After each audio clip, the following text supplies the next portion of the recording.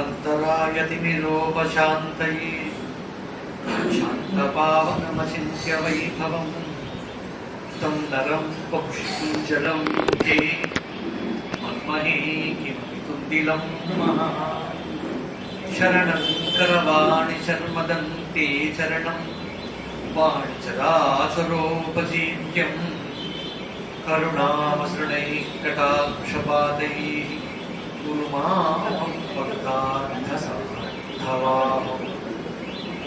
शारदा शारदाम्भोजवदनावदनाम्बुजे सर्वदा सर्वदास्माकं सन्निधिः सन्निधिः क्रियात्। विमलपटी कमलपुटी पुस्तकरुद्राक्षशस्तहस्तपुटी कामाक्षि पुष्पलाक्षि ललितविपञ्ची विभासि वैपञ्ची।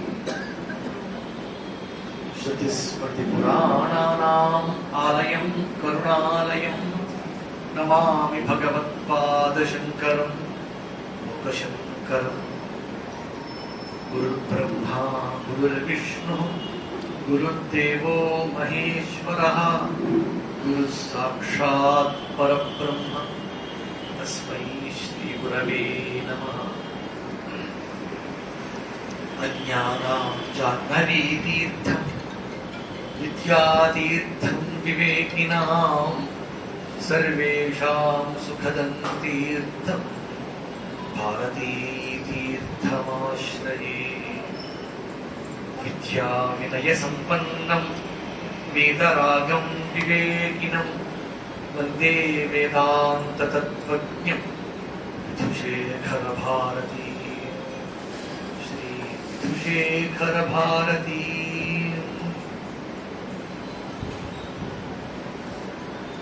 व्यासाय विष्णुरूपाय व्यासरूपाय विष्णवे नमो वै ब्रह्मनिधये वासिष्ठाय नमो नमः। विश्वेशं माधवं गृह्णिं दण्डपाणिं च भैरवं वन्दे काशीं गुहां गङ्गां भवानीं मणिकर्णिकाम्। शिवाय गुरवे नमः शिवाय गुरवे नमः शिवाय गुरवे नमः श्रीमात्रे नमः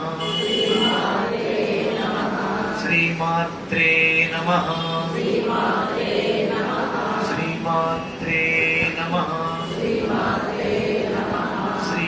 श्रीविष्णुरूपाय नमः शिवाय श्रीविष्णुरूपाय नमः शिवाय श्रीविष्णुरूपाय नमः शिवाय श्रीविष्णुरूपाय नमः शिवाय श्रीविष्णुरूपाय नमः शिवाय श्रीविष्णुरूपाय नमः शिवाय श्रीविश्वनाथाय नमः शिवाय श्रीविश्वनाथाय नमः शिवाय श्री अन्नपूर्णायै नमः श्री अन्नपूर्णायै नमः विशालाक्ष्यै नमः विशालाक्ष्यै नमः विश्वनाथाय नमः विश्वनाथाय नमः। ओम महद्भ्यो ऋषिभ्यो गुरुभ्यो नमः।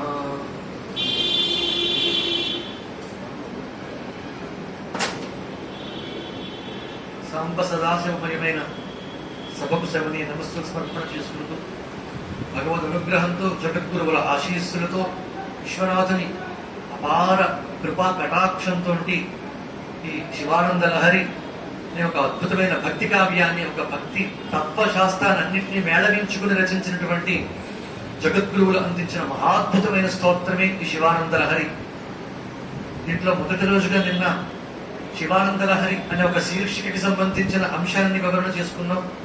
మొదటి శ్లోకాన్ని కూడా వ్యాఖ్యానం చేసుకోవడం జరిగింది. కళాభ్యాం చూడాలంకృత శిశికళాభ్యాం దిశిత ఫలాభ్యాం భక్తేషు ప్రకటిత ఫలాభ్యాం భవతు మే శివాభ్యాం అస్తోక త్రిభువన శివాభ్యాం కృతి పునర్భవాభ్యాం ఆనంద స్ఫురదనుభవాభ్యాం నతిరియం నియం నతి అనే నమస్కారాల్ని పార్వతీ పరమేశ్వరులు ఇద్దరికీ తెలియజేసుకున్నటువంటి ఒకే ఒక భక్తిలో వివచనాన్ని మేళవించి శంకరులు అమ్మని అయ్యని చేసిన అద్భుతమైనటువంటి స్తోత్రమే ఈ మొదటి శ్లోకం. శివాభ్యాం కళాభ్యాం అని ద్వివచనంతో చేసిన స్తోత్రం అమ్మని అయ్యని కలిపి. ఇది సామరస్య పరాయణ, ఇది సమరసము.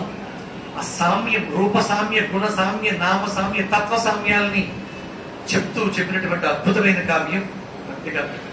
ఇందులో కళాభ్యాం అన్నప్పుడు, శివాభ్యాం అన్నప్పుడు ఒక ఇదే ప్రయోగం గతకాలంలో శంకరులు ఎన్నింటిలోనూ చేసి ఉన్నారు. వాటిని కూడా ఒకసారి ఆలోచిస్తే, నమ శివాభ్యాం నమ యౌవనాభ్యాం పరస్పరాశ్రిష్టవపుర్ధరాభ్యాం ఉమామహేశ్వర స్తోత్రం. నగేంద్ర కన్యా వృషకేతనాభ్యాం నమో నమ శంకర పార్వతీభ్యాం. ఆ వివచనాన్ని పట్టుకుని ఎన్నిసార్లు పార్వతీ పరమేశ్వరుని స్తోత్రం చేశారు చాలా చోట్ల. దాన్నే మరలా కొనసాగిస్తూ ఈ కళాభ్యాం అంటూ కూడా అదే తత్వాన్ని చెప్పారు. మరొక చోటు కూడా శంకరులు దీన్ని ఇలా కాకుండా ఐక్యం చేసి ఒక్క చోటకి చేసి చెప్పారు. అది సాంపేయ గౌరార్థ శరీరకాయి కర్పూర బీజార్థ శరీరకాయ ధమ్మిల్లకారి జటాధరాయ నమ శివాయై చ నమ శివాయ. అర్ధనారీశ్వర స్తోత్రం చేస్తూ మరలా శంకరులు అదే నమ శివాయై చ నమ శివాయ. ఇది ఒక మంత్రగర్భిత స్తోత్రం. ఈ శ్లోకంలో ఒక మంత్రం దాగి ఉంది. నమ శివాయ అనే పంచాక్షరి మంత్రంతో పాటు శివాభ్యాం నమః అన్నంలో అక్కడ నమ శివాయై చ నమ శివాయ. నమ శివాయై అమ్మవారి పంచాక్షరి, గౌరీ పంచాక్షరి మంత్రం అంటారు. దానికి కొన్ని బీజాక్షరాలు జోడించాల్సి ఉంటుంది. శివ పంచాక్షరి నమ శివాయ. నమ శివాయని అమ్మవారి పంచాక్షరి అయినట్ట నమ శివాయై ని తీసుకుని నమ శివాయై చ నమ శివాయ అనేటటువంటి ఒక అర్ధనారీశ్వర స్తోత్రాన్ని రచించారు.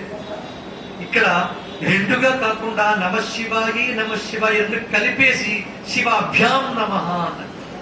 నమ శివాభ్యాం నతిరియం శివాభ్యాం కళాభ్యాం అంటే పార్వతీ పరమేశ్వరులు ఇద్దరిని ఒకటి చేసి చూపించినటువంటి అద్భుతమైనటువంటి శ్లోకం మొదటిది. నిన్న చాలా చెప్పుకున్నాను. దీని గురించి మరొక కొత్త అంశంతో పూర్తి చేస్తున్నాను ఇవాళ శ్లోకాన్ని కొనసాగింపుగా నిన్న కాదు పూర్తి చేస్తారు, ఈవేళ పూర్తి చేసుకోండి. రెండవ శ్లోకంలోకి అడుగు పెడుతూ ఉన్నాం. ఇక్కడి నుంచి ఎంత అద్భుతమైనటువంటి ప్రవాహం, లహరి అన్నందుకు అని తగ్గట్టుగా ప్రవాహాన్ని చూపిస్తున్నారు శంకరులు మనకి. మొదటి శ్లోకంలో ఏ శివానంద లహరి అయితే, లహరి అంటే ఏంటనుకున్నాం? ప్రవాహం. ఆ తరంగితమైన తరంగములతో కూడుకున్న ప్రవాహాన్ని ఎక్కడి నుంచి వచ్చింది ఆ ప్రవాహం, ఎక్కడికి చేరాలి, దాన్ని మనలో ఎలా దాచుకోవాలి, దాన్ని ఎక్కడి నుంచి తీసుకురావాలి, ఆ మూలం ఏంటి ఆ ప్రవాహానికి అనే దాని గురించి రెండో శ్లోకంలో చెప్తూ ఉన్నారు. ఒక అద్భుతమైన శ్లోకం ఇది. ప్రతిదీ చాలా గొప్ప భావాన్ని ప్రతి శ్లోకంలో పండిస్తూ ఉన్నారు శంకరులు. గళంతి శంభో చరిత సరిత కిల్బిషరుజో దళంతి ధీగుల్యాసరణిషు పతంతి విజయతాం విశంతి సంసార భ్రమణ పరితాపోపశమనం వసంతి మచ్చేతో హృదభువి శివానంద లహరి. టైటిల్ వచ్చింది కదండి, శివానంద లహరి. జగద్గురువులు ఈ స్తోత్రంలో శివానంద లహరి అనేటువంటి శీర్షికని రెండవ శ్లోకం, మొదటి శ్లోకం పార్వతీ పరమేశ్వరుడు నమస్కారంగా భావించి తీస్తే అసలు స్తోత్రం ఇక్కడి నుంచి ప్రారంభమవుతాం. పార్వతీ పరమేశ్వరుడికి నమస్కారం, అంతకన్నా ఏముంటుంది దాంట్లో? చాలా ఉంది, అంతేనా? చూడాలంకృత శశికళాభ్యాం పార్వతీ పరమేశ్వర సామ్యంతో వర్ణనంతా నేను చెప్పబడింది. హృది పునర్భవాభ్యాం ఆనంద స్ఫురదనుభవాభ్యాం అటువంటి భావాలన్నీ పండించి అది చివరికి నతిరియం అన్నారు. ఏమన్నారు? నమస్కారము. అలాంటి అమ్మ అయ్యలకి నమస్కారము అని నమస్కారంగా ఏ స్తోత్రం రచించిన మొట్టమొదటి శ్లోకం నమస్కారంతో ఉండాలి. అదొక సంప్రదాయం స్తోత్ర రచనలో. దేవతా నమస్కారంతో ప్రారంభమవ్వాలి రచన ఎక్కడైనా సరే. అంగం హరే పులకభూషణమాశ్రయంతి ముందు వద్దే మందారు మందారమిందిరానంద కందన్ అమందానంద సంతోహ బంధురం సింధురాననం. ఆ నమస్కారంతో ప్రారంభమై తర్వాత స్తోత్రం వస్తూ ఉంటుంది. అలాగే మొదటి శ్లోకం నమస్కారంగా భావిస్తే ఇక్కడి నుంచి గళంతి శంభోత్వచరిత సరిత. ఈ శివానంద లహరికి మూలం శివచరిత్ర. చరిత సరిత చరిత సరిత చరిత సరిత. చరిత అంటే చరిత్ర. మనకందరికీ అయితే చరిత్రలు ఉంటాయి. శివుడికి చరిత్ర ఏంటండి? వారందరికీ కర్మలు ఉన్నాయి కనుక నా బాల్యం ఇలాగా, నా కౌమారం ఇలాగా, లేకపోతే నేను ఎలా ఉండేదాన్ని, నేను ఎలా ఉండేవాడిని ఏమో అనుకుంటాం. అవన్నీ గత చరిత్ర చాలా గొప్ప విషయాలు. కానీ మనకెంత గొప్ప విషయాలు, శివుడి విషయంలో గొప్ప విషయాలు ఎలా ఉన్నాయి? ఆయన చరిత్ర, ఆయన కారణ జన్ముడా, ఆయన పుట్టేడా పుట్టడం అవసరం ఉందా ఆయనకి? లోకాలంతటినీ పాలించిన పరిపాలన, లోకాన్ని పోషించినటువంటి లీలలు ఉన్నాయే, అది లీలయే స్వామి చరిత్ర అంతా. చిన్న విషయం ఆ స్వామి చరిత్ర ఏమైనా? ఎన్ని చెత్త చరిత్ర ఉందంట ఆయనకి. శంకరుడు అటు గంగని పట్టడం, భాగీరథిగా గంగని తీసుకుని జటాచూటంలో బంధించడం, గంగ యొక్క గర్వాన్ని అణచి తన జటాచూటంలో గంగని బంధించడం, అక్కడ త్రిపురాసుల సంహారం, ముగ్గురు రాక్షసులని త్రిపురాసుల సైన్యంతో సహా రాక్షసులను సంహరించడం, ఇది కాక తాండవ స్వరూపం నటరాజ కేడి, ఇది కాక మార్కండేయుని రక్షించిన తీరు. ఇలా ఒక్కటేమిటి, శివుడి చరిత్ర తీసుకుంటే ఎన్నున్నాయో. అక్కడ కిరాత రూపంతో బాష్పరాస్త్రాన్ని అర్జునునికి ఇవ్వడం, ఇలా ఎన్నో అవతారాలు, ఎన్ని రూపాలు. అర్ధనారీశ్వర తత్వం ఒక పక్క, మేధా దక్షిణామూర్తి స్వరూపం. సనక సనందనాథుడికి మౌనంతో జ్ఞానాన్ని ఇచ్చిన తీరు. చిత్రం పడతలోర్మూలే వృద్ధా శిష్యా గురుర్యువ గురోస్తు మౌనం వ్యాఖ్యానం శిష్యాస్తు చిన్న సంశయా. ఇలాంటి ఎన్నో రూపాలని ఇప్పటికి ఎన్నో అవతారాలు చెప్పుకున్నారు. ఇవి కొన్ని ఇంకా చాలా ఉన్నాయి. ఇవన్నీ చరిత్రలు కావా? ఒక్కొక్క రూపంతో ఒక్కొక్క కథని, ఒక్కొక్క కథనాన్ని తీసుకుని ఎంతో అద్భుతమైన చరిత్ర ఉన్న పరమశివుడి చరిత్రను ఎత్తి త్వచ్చరిత సరిత, ఎక్కడి నుంచో తెచ్చుకుంటే తప్పు. ఎక్కడి నుంచి తెచ్చుకున్నాం? శివుడి నుంచే. గళంతి త్వచ్చరిత సరిత గళంతి. గళంతి అంటే జారుతోంది. ఎక్కడి నుంచి వస్తుంది ఆనందలహరి? శివుడి నుంచే వస్తుంది. ఎక్కడి నుంచి? శివుని చరిత్ర నుంచి జారుతోంది. శివుడి చరిత్ర అనేది ఒక పెద్ద సరస్సు అయితే, ఆ చరిత్ర అనే సరస్సు నుంచి మనం మామూలుగా కూడా ఒక పెద్ద సరస్సు నుంచి నీరు తెచ్చుకోవాలంటే కాలువలు తవ్వుతాం, అవునా కదా? ఒక పెద్ద సరస్సు నుంచి కాలువలు తవ్వి మనకు కావలసిన ప్రదేశం దాకా నీటిని తెచ్చుకోవడానికి ఏం చేస్తాం? ఒక వరుసగా కాలువ అక్కడి నుంచి తవ్వితే నీరు మన చోట, మనం ఉండే చోటు దాకా తెచ్చుకుని అక్కడ పండించుకుంటాం, లేకపోతే రకరకాలుగా వినియోగించుకుంటాం నీటిని. అక్కడ నీరు త్రాగుతాం, రకరకాల వస్తువులు, పనులన్నీ నీటితోనే చేస్తాం. స్నానం చేస్తాం, పానం చేస్తాం, బట్టలు ఉతుక్కుంటాం, పంట పండించుకుంటాం, పంట వండుకుంటాం, ఏవైనా చేసుకుంటాం. ఏం చేసుకోవాలన్నా ఎక్కడి నుంచి మూలం? సరస్సు నుంచి వచ్చింది. ఇప్పుడు శివానందం అనే సరస్సు నుంచి ఆ లహరి ప్రవాహం వస్తుంది. ఇది ఎంత గొప్ప! ఒక పొయిటికల్ గా తీసుకున్న, ఒక పొయిట్ గా తీసుకున్న, కవిత్వంగా దీన్ని తీసుకున్న అద్భుతమైన చరిత్ర. దీని కవిత్వంగా కూడా ఇంత గొప్పగా ఏ కవి చెప్పలేదు నాకు తెలిసి. శివ చరిత్రలు ఇంత ఆనందంగా, అద్భుతంగా ఒక కవితా స్వరూపంగా గ్రహించేవాడికి. భక్తి శాస్త్రం, తత్వశాస్త్రం పక్కన పెట్టండి. కొంతమందికి నచ్చదు, నిద్ర వస్తుందని చెప్తే.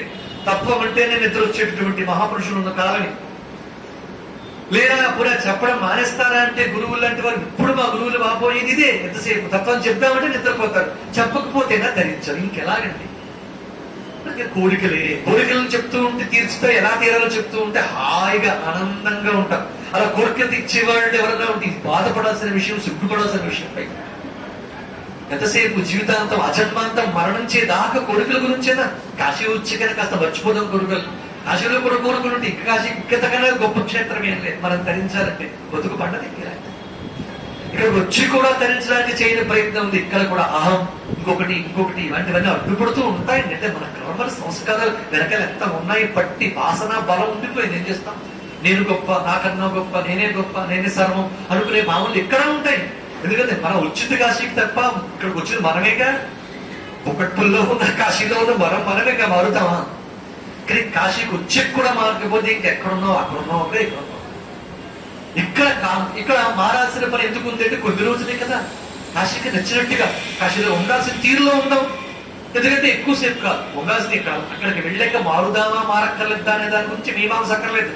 గడప దాటాక కాశీ నుంచి అడుగు బయట పెట్టాక ఫ్లైట్ ఎక్కగానే ఎలా వెళ్ళిపోతాం, ఎలా మారుతాం మనకి అందరికీ తెలుసున్నదే. చెప్పాలా? దానికి ప్రయత్నం అవసరం లేదు మారిపోవడానికి. కానీ ఇక్కడ మారడానికి ప్రయత్నం కావాలి. అనుక్షణం శివస్మరణ చేసుకుంటూ స్వరూపంగా భావిస్తూ ఉంటే బతుకు గట్టిగా ఉంటే వారం రోజులు, ఇంకా అయిపోయి 2 రోజులు, 9 రోజులు అనుకుంటే 7 రోజులు ఉంది. గట్టిగా వారం రోజుల్లో అంతా పేకప్, మళ్ళా వెళ్ళిపోవాల్సిందే వెనక్కి. ఎక్కువసేపు ఉన్న కాలం పరిగెడుతుందండి. అందుకని ఈ కాలాన్ని మనం సద్వినియోగం చేసుకోవాల్సిన అవసరం చాలా ఎక్కువగా ఉంది. ఎందుకంటే మరి నెమరు వేసుకోవడానికి కొన్ని మధుర స్మృతులు, శివ స్మరణం గుర్తుండాలి కదా. లేదండి మా పక్కింటి వాళ్ళకి మేము చెప్పుకోవడానికి ఇలా కాశీలో వెళ్ళొచ్చాం, అక్కడ స్వామీజీ దగ్గరికి వెళ్ళాం, ఇలా అన్నారు అలా చెప్పారు, అక్కడ హార చూసే ఇలా తిప్పారు, ఇవి చెప్పుకోవడానికి. కాశీలో ఉంటూ చేసుకున్న పుణ్యం ఎంతో కొంత ఉంటే దాన్ని మళ్ళా వచ్చే జన్మలైనా మన జ్ఞానంతో పుట్టిస్తాడు. ఇప్పుడు జ్ఞానం ఎక్కట్లేదు కదా చెప్తా ఉంటే, వచ్చే జన్మకైనా జ్ఞానాన్ని ఆస్వాదించే గుణంతో పెడతాడు. ఆ బీజాలు ఆ మొలకెత్తో ఇప్పుడు లేవు కనుక మొలకెత్తట్లేదు. ఆ బీజాలు వచ్చే జన్మలైనా బానేస్తా ఉన్నారు ఈ పుణ్య ప్రభావం వల్ల. అందుకని ఆ కాస్త పుణ్యం కూడా ఇక్కడికి వచ్చి చేసుకోకపోతే మళ్ళా వస్తామో రామో ఉంటామో ఉండము. అందుకని శంకరుడు అనే చరిత్ర అనే ఒక సరస్సు నుంచి ఒక అద్భుతమైనటువంటి రస లహరి ప్రవహిస్తూ వస్తుంది. దాన్ని ఎవరు చెప్తారో చూడండి. చరిత సరిత గళంతి. గళంతి అంటే జారుతూ వస్తుంది. ఒక సరస్సు నుంచి కాలువలు కడితే ఆ సరస్సు నుంచి నీరు వస్తూ ఉంటుంది కదా, ఎక్కడ దాకా వస్తుంది? మనం ఎక్కడ దాకా కాలువలు తీస్తే కాలువల ద్వారా అక్కడ దాకా వస్తూ ఉంటుంది. చరిత సరిత నిజానికి ఒక డ్రై అయిపోయిన ప్లేస్ లో ప్రదేశంలో నీరు వచ్చింది అనుకోండి, ఆ డ్రై అయిపోయిన వల్ల అప్పటిదాకా ఉన్న దుమ్మంతా కూడా ఎగురుతూ ఉంటుంది. మన పాపపు ధూళి కూడా అటువంటిదే. శివ అమృతం అనే రసాస్వాదంలో కనుక మనం మునిగితే అక్కడి నుంచి కనుక నీటిని మనం తెచ్చుకోగలిస్తే, శివ చరిత్ర నుంచి శివ సరస్సు నుంచి కాలువ తవ్వగలిస్తే ఆ తవ్విన కాలువ ద్వారా వచ్చిన నీటిలో వచ్చిన నీరుందే ఆ నీరేంటది? శివ చరిత్రే. శివ సరస్సు నుంచి త్రవ్విన నీరుతో తీసిన త్రోవలో ఏ నీరు వస్తుంది? శివ చరిత్రయే వస్తుంది. శివ చరిత్ర అనే ప్రవాహమే వస్తుంది. ఆ ప్రవాహం మన పాపాలను ఏం చేస్తుంది? ధూళినంతటిని కూడా అణగొడుతుందండి. మన అహాన్ని మన పాపాలని అన్నింటినీ అణగొట్టేటటువంటి శివ చరిత్ర. చరిత చరిత్ర కిల్బిష రజో. కిల్బిషం అంటే పాపం, రజ అంటే ధూళి, పాపపు ధూళి పట్టి ఉంది మనకంతా. ఆ కిల్బిష రజో దళంతి. దళంతి అంటే ఖండన చేయుట, దాన్ని నశింపజేసేది. చరిత సరిత కిల్బిష రజో దళంతి ధీకుళ్యా సరణిషు పతంతి. ధీకుళ్యా. ఇప్పుడు శివ సరస్సు నుంచి మన దాకా రావాలి అంటే ఏం తవ్వాలి? కాలువలు తవ్వాలి. కాలువల ద్వారా నీరు ప్రవహిస్తూ ఉంటుంది. ఆ కాలువని కుళ్య అంటారు, ధీకుళ్య. ధీకుళ్య అంటే బుద్ధి, మానవుల బుద్ధిని కాలువల ద్వారా తవ్వాలి. ఆ బుద్ధి అనే కాలువల ద్వారా మనకి ఇప్పుడు శివ చరిత్ర ఉంది. ఆ శివ చరిత్ర మనం జ్ఞప్తికి తెచ్చుకోవాలంటే ఏం కావాలి? మనకి బుద్ధి కావాలి, ఆలోచన కావాలి కదా. ఇక్కడ మెటీరియల్ చూడండి, అక్కడ చెప్పిన పోలిక, ఇక్కడ మనకు కావలసిన పదార్థం రెండు ఒకేలా పోల్చి చెప్తారు. అక్కడ శివ సరస్సు అనేది ఒక చరిత్ర, కాలువలు అనేది మన బుద్ధి. పతంతి విశంతి సంసార భ్రమణ పరితాపోపశమనం. ఇదంతా ఒకటే పదం అండి. విశంతి సంసార భ్రమణ పరితాపోపశమనం. ఇక్కడి నుంచి వచ్చిన నీరు వచ్చిన తర్వాత మనం పట్టించుకోవడానికి రకరకాలుగా వినియోగించుకుంటాం నీటిని. ఇక్కడ శివ సరస్సు నుంచి వచ్చిన నీరు సంసార భ్రమణ పరితాపోపశమనం. సంసార భ్రమణ పరితాప ఉపశమనం. అంత మంచి పదం. చాలా చోట్ల మనకు వచ్చింది కానీ మనం గుర్తుపట్టాం. లలితా సహస్రనామంలో కూడా ఇదే వస్తుంది. సంసారామనే సంసార పంక నిర్మగ్న సముద్ధరణ పండిత. అక్కడ అమ్మ చెప్పినా ఇక్కడ ఏం చెప్పినా ఒక్కటే. సంసార పంక నిర్మగ్న సముద్ధరణ పండిత. సంసారం అనే చక్రం. సంసార చక్రం అంటే మళ్ళా కుటుంబాన్ని పోషించడం, భార్య పిల్లలు, ఇదా సంసారం అంటే? ఇది కాదని కాదు, ఇది కాదు. అసలైంది ఏంటంటే జనన మరణముల చక్రమునకు సంసారం అని పేరు. ఇప్పుడు ఎవరికి లేదు సంసారం? లేదండి నేను బ్యాచిలర్ నండి. బ్యాచిలర్ సంసారమే, పుడితే సంసారమే. సంసారం అనే పదానికి అర్థం ఏంటి? సమ్యక్ సరసీతి సంసారం. అందులో బాగా మునిగి ఎవడందులో ఉంటాడో వాడు సంసారే. అంటే ఒక్కొక్కళ్ళు ఒక్కో దాంట్లో మునుగుతున్నారు. అంటే ఒకళ్ళు ఆర్థికంగా డబ్బుతో మునుగుతున్నారు, ఒక్కొక్కళ్ళు పదవుల్లో, ఒక్కొక్కళ్ళు ఒక్కొక్క విషయంలో, ఒక్కొక్కళ్ళు ఆస్తుల విషయాల్లో, ఒక్కొక్కళ్ళు ఆరోగ్య విషయాల్లో, ఒక్కొక్కళ్ళు అందం విషయంలో. ఒకటి ఏంటంటే మునగడానికి బోర్డు ఉన్నాయి, వాటిల్లో మునుగుతారు. కానీ ఇక్కడ మునగాల్సిందేంటి? చరిత సరిత. ఆయన సరస్సులు కనుక మునిగితే ఇవన్నీ పోతాయి. ఏంటి?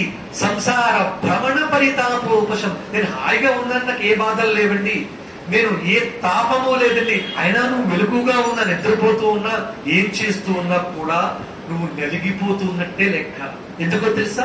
నువ్వు ఉన్నది సంసారం అనే చక్రంలో. నాకు ఏ బాధలు లేవండి, అయినా కూడా బాధల్లో ఉన్నట్టే. ఎందుకో తెలుసా? సంసార భ్రమణ పరితాపశమనం అనే అసలైన అర్థం. పుట్టేమో అంటే కష్టంలో ఉన్నట్టే, జననము అంటేనే కష్టం. ఎందుకని? లేదంటే నాకు ఏ కష్టం లేదు, ఘంటాపథంగా చెప్పగలంటే నువ్వు మరణిస్తావు గారే పొద్దున్న, అప్పుడు కష్టమే. ఆనందంగా మరణాన్ని ఆస్వాదించగలమా, ఆహ్వానించగలమా? కష్టమేగా, ఒప్పుకోగలమా పోనీ? మరి అప్పుడు తలుచుకునైనా సరే ఏడుస్తాం. ఏ బాధ లేకపోయినా అన్నీ ఉన్నా రేపు వచ్చే మరణం గురించిన చింత పెట్టుకుని బాధపడాల్సిందే. ఎందుకంటే తప్పదు, అనివార్యం. జాతస్య మరణం ధ్రువం, ధ్రువం జన్మ మృతస్య చ. అది తస్మాత్ అపరిహార్యతే నత్వం శోచితమర్హసి అని చెప్పినా ఎప్పుడు శోచిస్తూనే ఉంటాం, ఏడుస్తూనే ఉంటాం. ఎందుకని? అలా పోతానేమో అని భయం వెంటాడుతూనే ఉంటుంది. అక్కడ దాకా ఎందుకంటే నిత్యం ఏడుపు ఉందండి మాకు. ఎప్పుడో పోయేదాకా ఏడుపు గురించి, పోయాక మన ఏడవడానికి మనమే ఉన్నాం, అంతే కదా. తర్వాత వాళ్ళు ఏడుస్తారు, పోలే తర్వాత విషయం వాళ్ళు ఏడుస్తారు ఏడవడో మనకు కూడా తెలియదు, పోనీ సరే విషయం. ఇప్పుడు ఉన్నంతకాలం ఏడిసి ఏడుపులు ఒకటి ఉన్నాయిగా, దీని నుంచి ఉపశమనం అక్కర్లేదా? అసలు ఈ పుట్టడమే పెద్ద బాధ. సంసార భ్రమణ పరితాపశోమనం ఉపశమనం. ఉపశమనం అంటే దాని నుంచి విడువబడే తీరండి. సంసార భ్రమణ నుంచి విడువబడాలి అంటే ఒక్కటే మార్గం, ఆ శివామృతాన్ని, ఆ శివ చరిత్రని పాలన చేయాలి అంతే. మనం అందులో వచ్చేమా ఒక కాదండి. మీరు ఇప్పటికే రకంగా మోక్షం గురించి శివ చరిత్ర గురించి చెప్తున్నారే, నాకు శివానుగ్రహంతో చాలా సంపాదించాలనుకున్నాను, ఇంకా ఆర్థికంగా డబ్బులు సంపాదించుకోవాలనుకున్నా, అది సంపాదించుకోవచ్చు. నీరంటూ వస్తే దాంట్లో బట్టలు ఉతికాడు, బట్టలు ఉతుకుతాడు. సంధ్యావందనం చేసుకునేవాడు జపం చేసుకుంటాడు. పశువులు ఉతికలిగాడు, పశువుల్ని కడుగుతాడు. నీరంటూ ఉంటే పంట పండించేవాడు పంట పండిస్తాడు, వంట వండేవాడు వంట వండుతాడు. అన్నింటికీ మూలమేంటి? నీరే.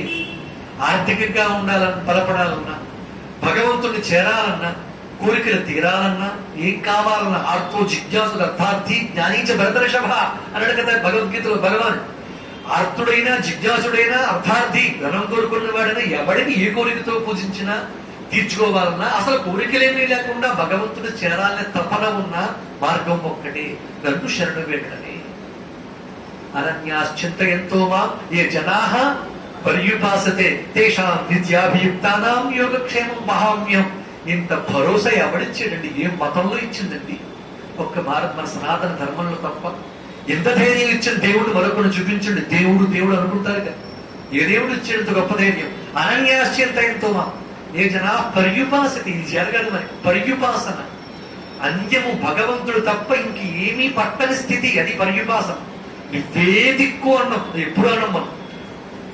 ఏదైనా కష్టం వస్తాయంటాం, నువ్వే దిక్కు, కష్టం నుంచి గట్టెక్కించంటాం తప్ప సుఖంలో ఉన్నప్పుడు నువ్వే దిక్కులు ఒక్కసారి అన్నావా? తెలియదండి ఆయన. దిశంతి సంసార భ్రమణ పరితాపోపశమనం. అదంతి సంసార భ్రమణ పరితాపోపశమనం. దిశంతి దిశంతి ఇచ్చుచున్నది. ఏటిస్తోంది? సంసార భ్రమణంలో పడి, భ్రమణం అంటే చక్రం అండి. మరి చనిపించి శ్రవణం, పుట్టడం చక్రపు చావడం, పుట్టడం చావడం, ఇలా ఉంది. ఈ చక్రంలో పడినప్పుడు, చక్రంలో తిరిగేటప్పుడు సాధారణంగా ఏం వెక్కుతుంది? ఒక మిషనరీ కూడా ఆ చక్రం తిరిగేటప్పుడు ఏమవుతుంది? వేడికి తాపం కలుగుతుంది. మనం కూడా ఆ తాపంతో ఉన్నాం. ఏంటా తాపం? పుట్టుట చుచ్చుట అనే చక్రంలో పడి జన్మలు జన్మలు. మనకి జ్ఞానం లేదు, కానీ ఉంటే మనము దేవలోకంలో పుడుదువేమో, లేదు కనుక ఇలా పుట్టాం. ఈ తాపం అంతా చాలా ఉంది. ఆ తాపాన్ని ఉపశమింపజేసేది శివ చరిత్ర. చరిత సరిత వసంతి మచ్చేతో హరతభూమి. ఇప్పుడు అక్కడ తెచ్చుకున్నాం. దీన్ని ఏం చేయాలంటే, ఇన్ని సౌకర్యాలని, ఇన్ని సదుపాయాలతో వచ్చినటువంటి శివ అమృతాన్ని, శివ లహరిని మనం ఏం చేయాలి? విడుగా ప్రవాహం పని చేయాలి. మన జాగ్రత్తగా మన దగ్గర చేర్చుకోవాలి. దీన్ని ఎలా జాగ్రత్త చేసుకోవాలంటే, శివ చరిత్ర అనే సరస్సు నుంచి మనస్సు అనే కాలువల ద్వారా, బుద్ధి అనే కాలువల ద్వారా తీసుకురాబడిన శివ చరిత్రని మచ్చేతో హరద భువి శివానంద లహరి. శివానంద లహరి విజయతాం. మచ్చేతో హరద. హరదము అంటే మడుగండి.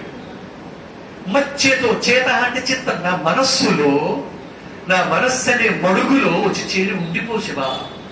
ఈ చరిత్ర అనేటువంటి సరస్సు నుంచి వచ్చిన ప్రవాహం నుంచి వచ్చిన నీరు నా బుద్ధి అనే కాలువల ద్వారా రాబడి వచ్చి నిలిచిపోవాలి.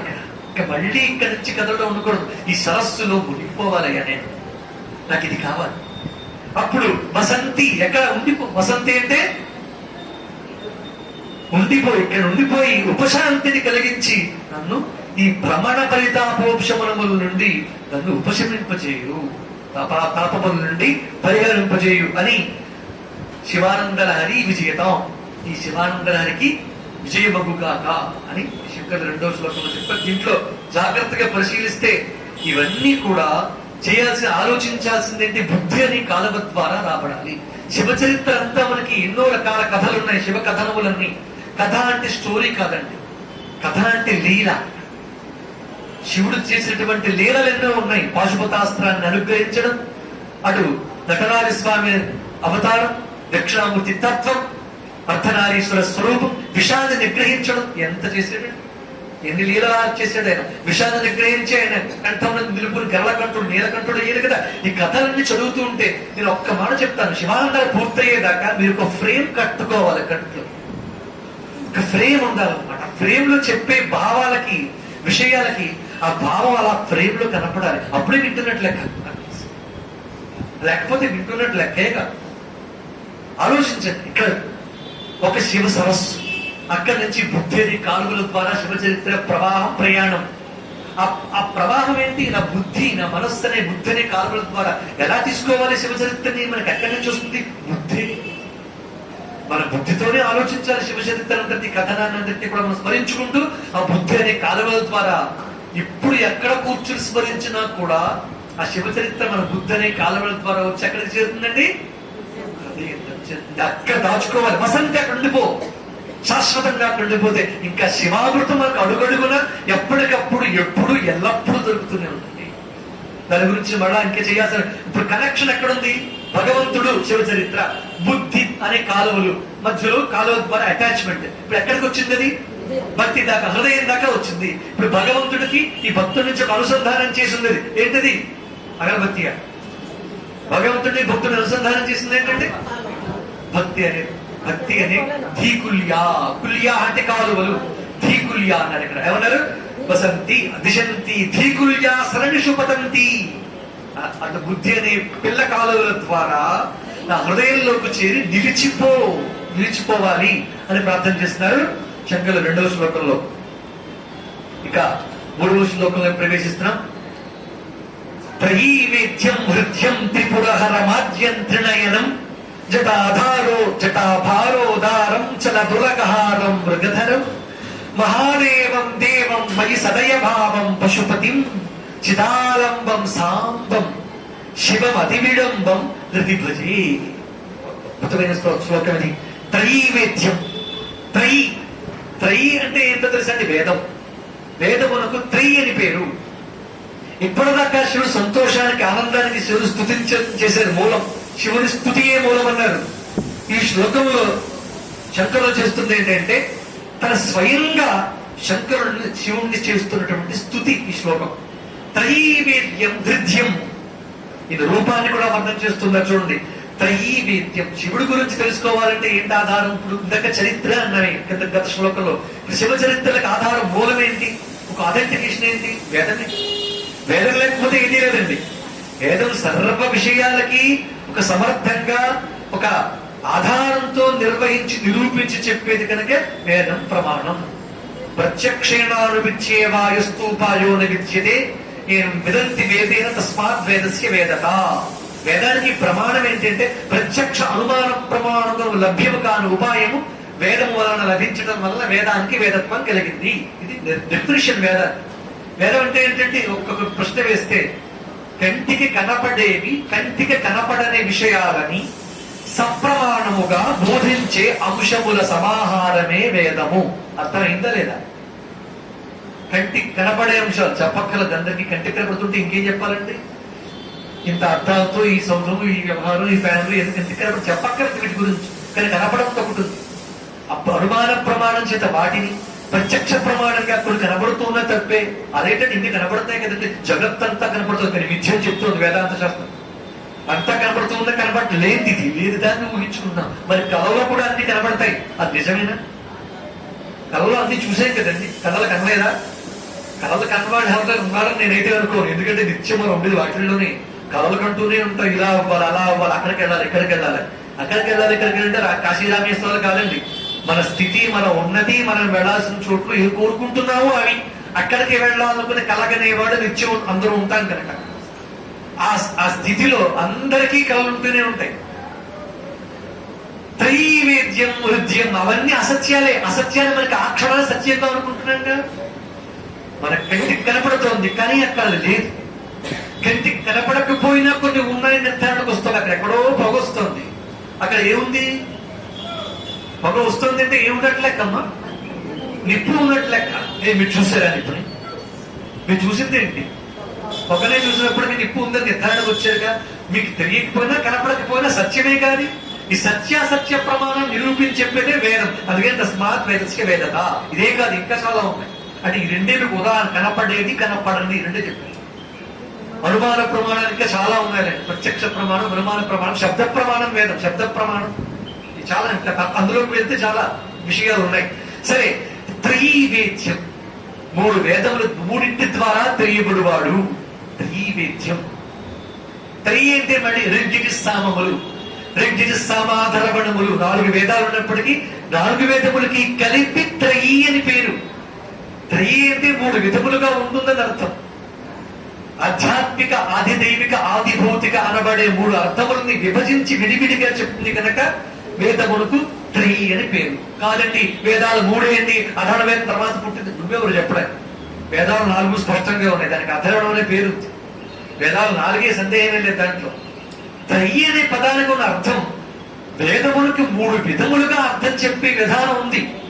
ఆధ్యాత్మిక, ఆది భౌతిక, ఆది దైవిక, ఈ 3 విధములుగా అర్థం చెప్పబడుతుంది కనుక దానికి ఏమని పేరు? త్రయీ. వింటున్నారు? అర్థమవుతుంది. త్రైవేద్యం, అందుకని వేదములకు త్రయీ అని పేరు.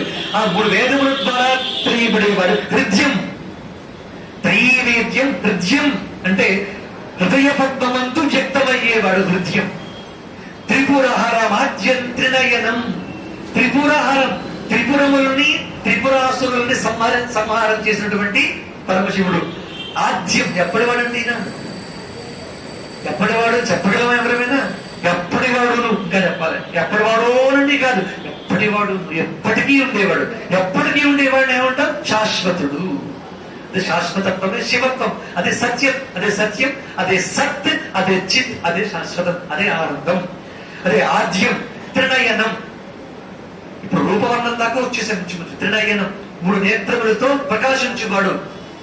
3 నేత్రములు సూర్య చంద్ర అగ్ని లోచనుడు. సూర్యచంద్రుడు నేత్రద్వయం, అగ్ని 3వ నేత్రం, త్రినేత్రం, అగ్ని స్వరూపం. త్రినయనం జటాభారోదారం, జటాభారోదారం చలదురగహారం మృగధరం. జటాభారోదారం, ఉదారమైనటువంటి చాలా పెద్దదైనటువంటి జటాభారు. జటాభారు అంటే ఎంత గంగని పట్టేటంటే చిన్న గంగ. అక్కడ ఎక్కడో అంతరిక్షం ఖగోళ నుంచి ఇక్కడ విష్ణుపదం నుంచి ఆవిర్భవించినటువంటి గంగని, అంత గంగని చుక్క వదలకుండా మొత్తం పట్టేటంటే జటాజూటు ఎంత భారమైంది, ఎంత పెద్దది. కపర్ది అంత పట్టి ముడివేసి పట్టించాడు ఆయన. కపర్ది నమః కపర్దినే యుక్తకేశాయ చ అంటుంది వేదం. యుక్తకేశాయ చ, మండలమైనటువంటి గుండుతో ఉన్న శివుడిని వర్ణించింది. ఎక్కడ కనపడ్డట్టు అలాంటి శివుడు, ఎక్కడ శివరూపమైన అలాంటిది ఉండదు. శివుడిని గుండుతో శివుడిని ఎక్కడన్నా చూసారా? ఎక్కడన్నా జటాజోటుతోనే ఉంటాడు, కానీ ఒక్కడే కనపడతాడు ఆయన. అదే శృతి స్మృతి పురాణానామాలయం కరుణాలయం నమామి భగవత్పాద శంకరం లోక శంకరం. శంకర సాక్షాత్. ఆ శంకరులు, కాలుడి శంకరుడు సాక్షాత్ కైలాస శంకరులే అనడానికి యజుర్వేదంలో ఉన్న వేదమే ప్రమాణం, నమ్మకమే ప్రమాణం. కృష్ణ యజుర్వేదాంత శతరుద్రియంలో చెప్పబడింది మాట. ఇంకొక చోట కనపడ్డే ముండనం చేసుకుని వచ్చినటువంటి శిష్యై సహా, చతుర్భిశిష్యై సహా అని చెప్పింది ప్రమాణం పురాణంలో. స్కంద పురాణాదుల్లో వర్ణించారు. భవిష్యత్తులో శంకరులు ఇలా వస్తారు, ముండనంతో 9 శిష్యులను వెంట పెట్టుకొస్తాడని చెప్పింది శాస్త్రం పురాణంలో. వ్యాధవ్యాస మహర్షి చెప్పి ఉన్నారు అప్పటికే. అందుకని అటువంటి శివుడు. అందుకని ఆ జటాచుట్టాన్ని పెట్టి ఉంది. త్రిపురహరమాద్యం జటాభారోదారం చలదురగహారం. చలత్ ఉరగహారం. ఆయన శరీరం నిండా పాములున్నాయండి. ఆ పాములన్నీ ప్రకాశిస్తూ ఉన్నాయి, కదులుతూ ఉన్నాయి. అవి జడత్వంతో లేవు, చైతన్యంతో ఉన్నాయి. కదలడం చైతన్యానికి ప్రతీక. అవి కదులుతూ ఉన్నాయి. కదిలించే శివుడు. ఆయన కదలకుండా ఉన్నాడు, అవి కదులుతూ ఉన్నాయి. ఆయన కదలకుండా నిశ్చలంగా ఉన్నాడు. నిశ్చలంగా ఉండడం మీద చలనంతో ఉన్నటువంటి పాములన్నీ ఉన్నాయి. ఒక్కొక్క ఆభరణంకి ఒక్కొక్క అంగం మీద పెట్టబడి ఉన్నాయండి. పైగా అవన్నీ సహజ చైతన్య గుణంతో ఉన్నాయి. వాటికి ఏమి విధంగా కదలాల్సిన పని లేదు. అవి ఆభరణములై ఉన్నాయి, పైగా అలంకారంగా ఉన్నాయి. ఆయన ఒంటి మీద ఉన్న ప్రతి అశుభము అలంకారంగా అనిపిస్తుంది. అశుభం ఎవడికి? అశుభం అనే దృష్టితో చూసిన వాడికి. ప్రతి అవయవం, ప్రతి రూపంలో, ప్రతి అంశము కూడా శివమయమే. శివుల్లో ఆయన కంఠం, ఆయన రూపం, ఆయన జటాచూటం, త్రినేత్రం, కదిలే పాములు, ఇవన్నీ కూడా ఆయన మంగళస్వరూపములే. చలద్ ఉరగహారం, చలత్ ఉరగహారం. ఉరగ అంటే పాము, కదిలే పాముల్ని ఆభరణంగా హారంగా వేసుకున్నాడు ఆయన. పైగా మామూలుగా పాము అయితే మనం ఒంట్లో బిల్ల మీద వేసుకోగలమా? పాముని అలంకారంగా పెట్టుకోగలమా? కాలం అంటే కాలుడు, పాము అంటేనే, సర్పం అంటేనే ఒక మృత్యు స్వరూపం. అది కాటేస్తే ఆ కుట్టిపోయింది, లేకపోతే కుట్టింది అనుకోవడానికి లేదు, మరణిస్తాం. ఆ తీసి పారేసే విషయం కదా. పాము కుట్టింది, దోమ కుట్టింది, తీసి పారేసి, పాము కుట్టింది, పోతాం, అంతే కదా. అందుకని కాలం చెల్లిపోతుంది. అలాంటి కాలం చెల్లిపోయేటటువంటి దాన్ని విషసర్పాలను ఆయన ఆభరణంగా పెట్టుకుని ఉన్నాడు ఆయన. అంటే మనకి మృత్యువు ఆయనకి ఆభరణం అండి. మనకి మృత్యు స్వరూపాలవి ఆయనకి, ఆయన ఒంటి మీద ఆభరణం. అది మనకి అశుభం, ఆయనకి శుభం. మనకి అశివం, ఆయనకి శివం. అది మన దాకా వస్తే మన రూపంతో మన అందరి శివుణ్ణి చేరలేం కనుక మన శివుణ్ణి పట్టుకునే కనుక అశుభ. చలదురగహారం పశుపతి మృగధరం మహాదేవం దేవం. మహాదేవం మహాదేవం అన్నారు కదండి. మళ్ళీ దేవం ఎందుకండి? మహాదేవం అంటే, మహాదేవుడు అంటే దేవతలకి దేవుడు మహాదేవుడు, అంతే కదా. మహాదేవం అనే అర్థం ఏంటి? మహశబ్ద ప్రయోగం ఒక్క శివుడికి అండి. మహాదేవుడు అని ఏ దేవుడికి పేరు, ఒక్క శివుడికి. మహాదేవం దేవం. మహాదేవుడు అంటే ఎవరు? శివుడు. మహాదేవుడు ఎందుకు? దేవతలందరినీ నియమించి పరిపాలిస్తున్నవాడు కనుక దేవతలంతా ఆయన ముందు బొగ్గరలేటటువంటి స్థితి. అందరినీ నియమించిన వాడు కనుక ఈశ్వరుడు ఆయన. ఆ ఈశాన సర్వ విద్యానాం ఈశ్వర సర్వభూతానాం, సర్వభూతములకి నియామకుడు కనుక ఆయన మహాదేవుడు. ఆయన కన్నా పైన దైవత్వం లేదండి, అందుకని మహాదేవుడు ఆయన. మరి దేవం పునరుక్తి దోషం కదా. మళ్ళా చెప్పుకోదు. ఒక మాట చెప్తే మళ్ళీ ఇంకోసారి పునరుక్తి అవుతుంది. దానికి ఆ అర్థంతో చెప్పలేదు ఇక్కడ. మహాదేవం దేవం, దివ్ అనే ధాతువు నుండి పుట్టిన దేవశబ్దం. ప్రకాశ స్వరూపుడు, జ్ఞాన స్వరూపుడు అర్థం. ఎక్కడి నుంచి వస్తుంది జ్ఞానం? ఎవరి జ్ఞానం? మనకి శివుని గురించి చెప్పేది ఏంటి అని చెప్పుకున్నాం ఇందాక మనం, వేదం. ఇప్పుడు వేదం నుంచే జ్ఞానం పొందాలి. అందుకని వేద దేవ, మహాదేవం దేవం. మళ్ళీ దేవం ఎందుకు వచ్చిందంటే జ్ఞానస్వరూపుడు, ప్రకాశ స్వరూపుడు. ముందు దేవం, దేవతలకి అధిపతి అయినటువంటి దేవదేవుడు కనుక మహాదేవుడు. ఇక్కడ ప్రకాశ స్వరూపుడు.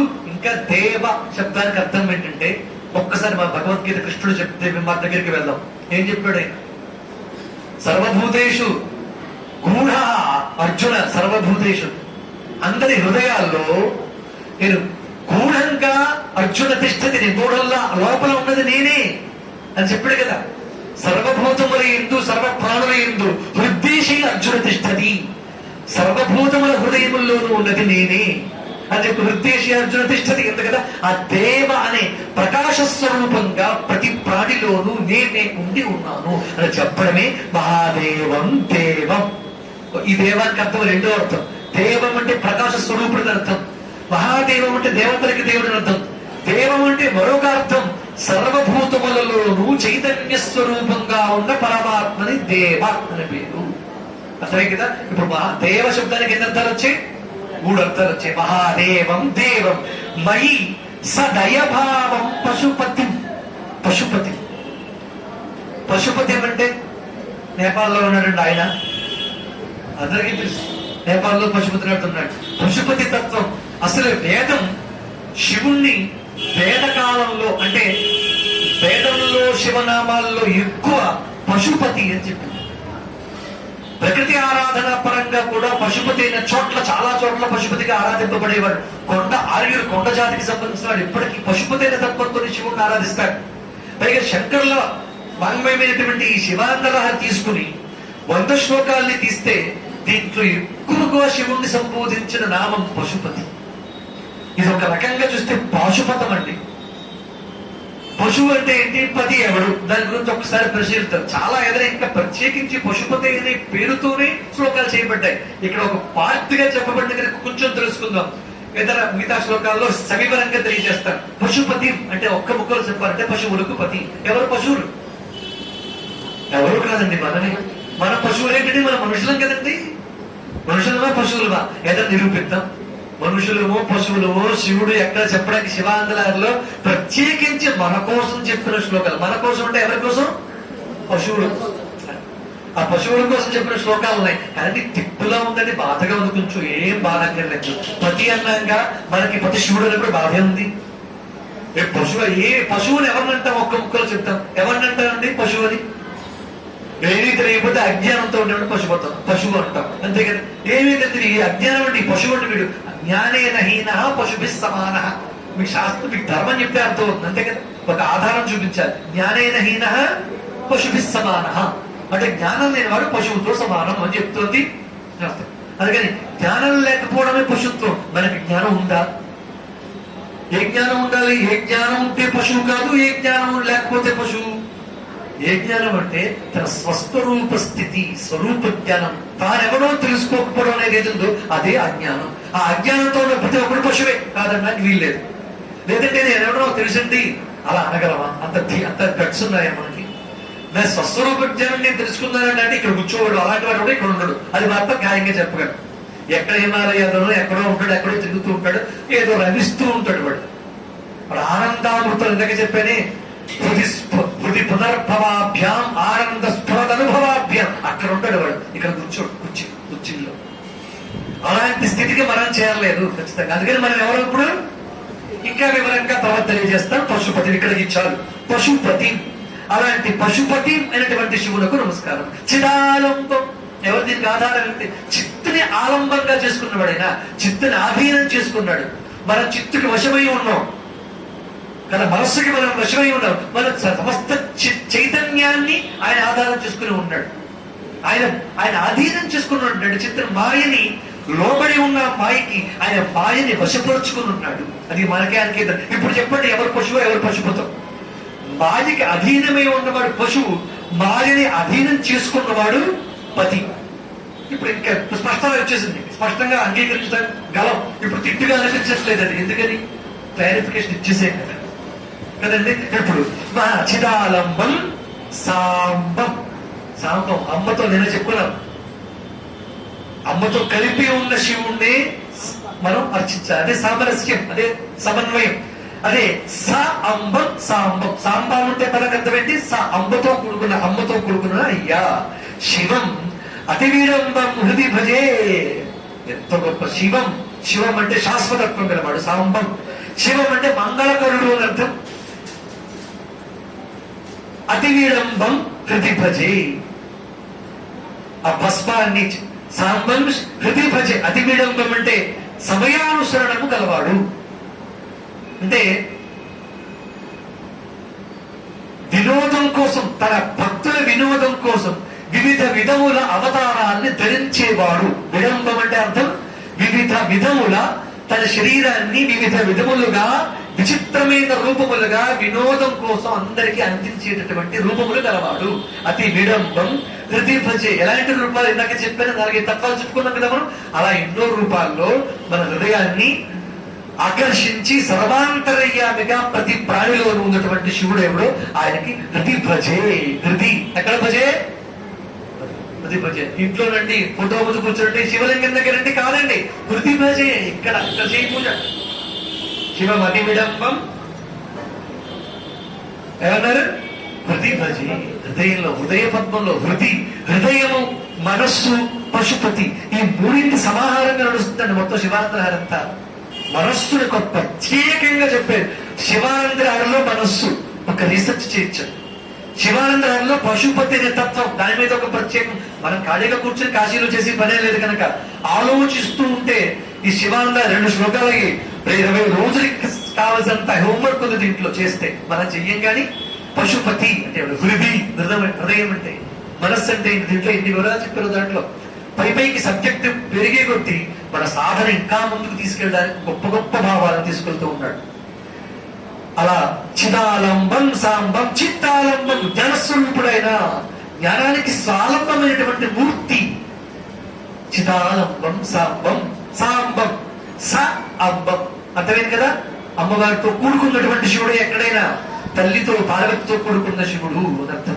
జ్ఞానం స్వరూపమైనటువంటి పార్వతితో శక్తి రూపంతో చిత్కగన చంద్రిక అమ్మవారు మొదకున్న అర్ధనారీశ్వర స్వరూపాన్ని ఇక్కడ వర్ణిస్తూ ఉన్నారు. త్రిలోచనం ఉమా సహాయం పరమేశ్వర ప్రభు త్రిలోచనం అని కూడా ఉపనిషత్తు చెప్తోంది. అలాంటి శివునకు నమస్కారము. ఆ పైన 4వ శ్లోకంలో చెప్తున్నారు, వెళ్దాం. సహస్రం వర్తంతి. అసలు సర్వదేవతల కంటే మనకి ఎంతమంది దేవతలు ఉన్నారండి? చాలా దేవతలు ఉన్నారండి మన ధర్మంలో. అందరి దేవతల కన్నా గొప్ప ఒక దైవం ఎవరైనా ఉంటే ఆ ఒక్కడిని పట్టుకుంటే చాలదా? ఆయన ఎవరో ఇప్పుడు చెప్తారు సర్వదేవతల కంటే గొప్పవాడు. మరి ఇలా అనేసరికి వెంటనే డౌట్ వచ్చేస్తుంది, మరి విష్ణువు అండి? ఇక్కడ విష్ణువు శివుడు వేరే భావంతో కాదు. స్థితి చేస్తే విష్ణువు, ఆయనే సంహారం చేస్తే శివుడు, ఆయనే సృష్టి చేస్తే బ్రహ్మ. ఒకే తత్వం. 3 దేవుళ్ళు 3 వేరు వేరు అర్థం కాదు. ఇంద్రుడు వేరు వేరు, అందరూ క్షుద్ర ఫలదా చిన్న చిన్న దేవతలు ఉన్నారు. దాన్ని ఇక్కడ చెప్తారు చూడండి. సహస్రం వర్తంతే జగతి విబుధా క్షుద్ర ఫలదా నవన్యే స్వప్నే వా తదనుసరణం తత్కృత ఫలం హరి బ్రహ్మాదీనామపి నికట భాజామ సులభం చిరం యాచే శంభు శివ తమ పదాంభోజ భజనం. గొప్ప శ్లోకమే. సహస్రం వర్తంతే జగత్తులో శివ ఓ ఈశ్వర. సహస్రం వర్తంతే క్షుద్ర ఫలదా దేవా. క్షుద్ర ఫలితాలను ఇచ్చే దేవతలు లోకంలో చాలా మంది ఉన్నారు. క్షుద్ర ఫలితాలను ఇచ్చేవాళ్ళు అంటే క్షుద్ర ఫలితాలు అంటే ఏదో భయపడాల్సిన విషయాలు కాదు. అల్ప ఫలితాలని, అల్పమైన కోరికలను తీర్చే దేవతలు లోకంలో చాలా మంది ఉన్నారు. ఇంద్రుడని, లేకపోతే అగ్ని, లేకపోతే ప్రత్యజుడని, రకరకాల దేవతలందరూ ఉన్నారు. యముడని, వాళ్ళని స్మరించి వాళ్ళ దిక్పాలకారి దేవతలందరూ ఉన్నారు. వాళ్ళ నుంచి ఏవో ఆశిస్తూ ఉంటాం మనం. సహస్రం వర్తంతే ఇలాంటి వాళ్ళు ఎంతమంది ఉన్నారు? సహస్రం వర్తంతే. సహస్రం అంటే 1000 కాదు, అనంతమైన దేవతలు ఉన్నారు. కానీ నా మన్యే స్వప్నేవ తదనుసరణం తత్కృత ఫలం. నా మన్యే స్వప్నేవ, కలలో కూడా వాళ్ళని ఎవరిని తలుచుకో. కలలో కూడా వాళ్ళు ఎవరిని తలవను. వాళ్ళెవరిని కలలో కూడా అనుకోలేదు. కలలో కూడా ముట్టుకొని ఉంటాం మనం. ఆ కలలో కూడా అలాంటి దేవతల్ని స్మరించరు. ఏంటంటే అల్ప ప్రమాణమైన ఫలితాలు ఇచ్చే దేవతలు వాళ్ళందరూ. ఆయా దేవతలోనే పదార్థం అందరూ శివుడు లాంటి వాళ్ళు అనుకోద్దండి. దేవయోని మానవ యోని కన్నా పెద్దది పై జన్మ. అంతే. కింద జంతువులు ఉన్నాయి. జంతువుల కన్నా మనం ఎలా పెద్ద? మనకన్నా దేవతలు ఉన్నారు పైన. అంతే. అలానే వాళ్ళు గొప్ప స్థితే. వాళ్ళు భగవంతుడితోనూ పరమాత్మతోనూ డైరెక్ట్ అటాచ్మెంట్ గలవాళ్లే. ఆ విషయంలో పెద్దవాళ్ళు వాళ్ళు, కానీ అంగీకరించాల్సిందే. కానీ వాళ్ళు కూడా మనలాగే అంతవంతములే. ఎప్పటికైనా మళ్ళా పుణ్యకర్మంతా నశించిపోతే మళ్ళా భూమి మీద పడేటటువంటి వాళ్ళే. మనకి కొంత కాలం ఉంది, లిమిటేషన్స్ ఉన్నాయి. వారికి కొంచెం ఎక్కువ ఉంది. అంతకంటే దేవతలందరూ కూడా వెళ్ళిపోవాల్సిన వాళ్ళే. అది కూడా చెప్తారు బ్రహ్మగారితో సహా. అన్నట్టు ఇంద్రాది వాళ్ళంతా కూడా అలా కల్పం పూర్తయ్యేసరికి దేవతలంతా వెళ్ళిపోతారు. ప్రళయం వస్తుంది.